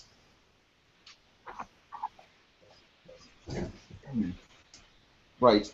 Is that something that you can that Victor would have? Possibly, but I mean, They're going You to didn't get it from they get to the. yeah, I'm just going to cut this off because I don't think that conceivably any of these plans will be able to. These guys are going right back to their ship and they're getting the hell out of here. Like, this is not. They didn't have to charter a ship. They could have one waiting there. They didn't bring any luggage or anything like that because they weren't planning on staying past the initial meeting. I don't think that there's enough time to go and collect anything, to be able to get back and try and tag these guys. Would it possibly slow them down at all if along the way to their ship they got a great deal on salvage? I'm not sure that you guys do. How would you even conceivably contact them? Hey, are you a Feline in the market for good good salvage? You have a deal. Salvage? Come on, Star Wars Kijiji. We got to get out of here. Oh, that's a great deal. Emmy, what are you doing? Well, hey, wait, Kev. Where's your toy? Okay, Kev. Then Oddball would like to make a calculation. Okay. Is the entire deal soured? Well, you maybe could say that out loud, and then Vendry can kind of flash back to the room. The Imperial Moff is still sitting there.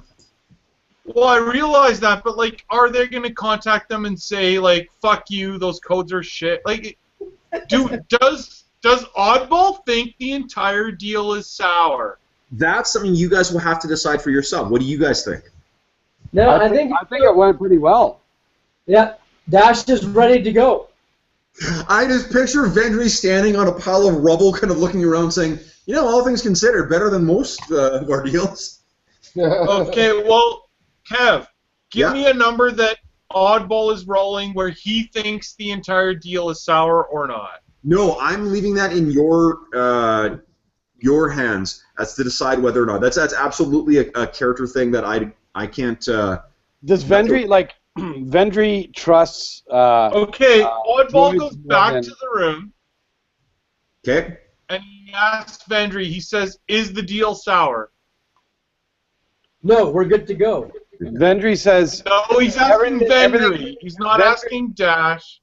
Vendry says. Vendry specifically. Vendry says, "Odd, I think you did perfectly, and this is exactly turned out how I had envisioned it." Okay. Oddball, basically, pulling his finger back from the. Yeah, he's basically saying it in a way that he thinks he's gonna help you understand, because it's too complicated to explain everything about everything to Oddball. I'm just going to, give him the information that he needs. Oddball's a simple character. Okay. He looks at Vendry. Vendry is like his leader. Yeah. Like Vendry. Is it sour? Everything is good. Excellent. And you can tell like his eyes go from like And then he red flashing trouble to like okay, and he's back to normal. He puts his hand on Odd's shoulder and says, "Let's reset," and just walks out of the room to go to the other room. Nice. Okay. Okay, so around Oddball's okay with that. Oddball's okay with that. Okay, so Dash, around this time, so sort of all this craziness is going on, and you almost forget for a split second that the mask is still forming, and then you hear kind of a and the thing opens up, and you turn around and you're staring at the face of that guy who just went fleeing from the Castle Pine Lodge. I take a deep breath and I put the mask on. Okay, so you get the mask on. What do you do? How do you set things rolling with the moth? Kev, Yep. I realize we only have 5 minutes left. Yep. Okay. Brent, what are you doing? All right. So the plan was for me to contact the moth. You No, ask. he's expecting you. Yeah, what I'm asking you what you're doing. Okay. This is your guy's plan, so. Right. I know. I'm asking the other guys. My plan is to go to the moth's room, right? Well, contact him. Tell him you're ready to meet. You guys do have the template of how this Mr. Black contacted you guys. Right. So yeah, Yeah, I will just phone him and tell him you're ready to meet. I will do this. Okay, I will do that. Okay, so you get yourself all dressed up. You've practiced, what little amount you could hear of his voice, and then you hit the. As he leaves the room, Yeah. I just say accent. Oh, nice. Well, he doesn't leave the room because I'm assuming. Oh, are you calling him from here or from the room that you have for faux Mr. Black? Well, full at this Mr. point, yeah, we can use either room. Yeah, but I should be in full Mr. Black's room in this, just in case. Okay. You hit the thing, and then the moth. It looks just like what Pash looked like a moment ago. And he says, "Juvox, you were running. So I thought you were going to be here an hour ago." My apologies. There were some unfortunate delays on arrival. Hmm. There was I can meet you. There was a I problem. can be at your room shortly. There's which, sorry, Brent? I can meet with you. I can meet with you shortly. Yes. Let's get this over with. I'm in room, whatever room, 1221 or whatever you said. 2112. 211. I'm in 2112. I'll see you presently. And the hologram disappears. So you step out of the room and you start making your way towards the turbo lift because your room is very far away from where this one was. And as you step out, you're I would have packed my hold-up blaster and concealed it on me as well. okay. So you conceal it. There's on the robes. There's certainly plenty of room to do that. So you got your hold-up blaster. Wait, aren't you glad you didn't sell that now? I know. Mm-hmm. So Wait, Kev. At one moment, before everyone leaves the room, Mhm. Oddball looks at everyone and he says, "Don't worry, that won't happen again." That's all he says. Okay. As you walk out, you what do you call it? So you got that tucked away and you sort of secured it. You step out into the hallway. You make your way down to the to where the turbo lift is, and you've hit the activation. Then you can hear from down the hall, "Mr. Black, Mr. Black, Mr. Black." You look over and you can see the front desk clerk is running towards you. Yes. Mr. Black, I'm terribly sorry. So I couldn't. I thought that we had you in room 1121, but I then found that you checked the register again, and you're in 21121. I don't know. I simply don't know where my head is. Yes, of course. I get. Is your stay being pleasant so far? It is indeed. You've been provided the most excellent service in checking us in. Checking me in. It's nothing. My pleasure. My pleasure. And you see, he's kind of like pawing at your arm. That's fine. Of course, it was certainly my pleasure. He was very pleased to be. Yes. Oh, I had a message left for you as well too. I didn't want to trust one of the servants with it to make sure that it got into your care. I do appreciate your attention that you provide me. It is of utmost of service. Oh, it's of no importance, no trouble. For you. And he hands it to you, and it's essentially a data pad with a genetic ID or like a thumbprint kind of scanner. Okay. And he hands it to you and stands back and looks kind of expectantly at you. So this one's not going to work. It was only I'd have to press it against my face, right? No, you've got full disguise, full genetic. It'll work for you. Okay. Oh, it'll work for you. This guy. Actually, I don't want to actually. It would be a message, right? So it's not something. I would thank him very much for delivering me the message. Oh, of course. It is so. If there's anything you need at all, please do not hesitate to contact me. I won't. Your service is most superior. Enjoy your stay. So he kind of walks away, and he kind of can't keep his eyes off you as he's walking away, keeps turning back.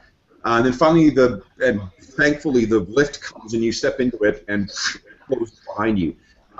There are a pair of, what do you call it, Ugnaughts in the, quite well-dressed Ugnaughts in the corner who are kind of snorting at each other in their own language, but you're able to access this data pad yourself.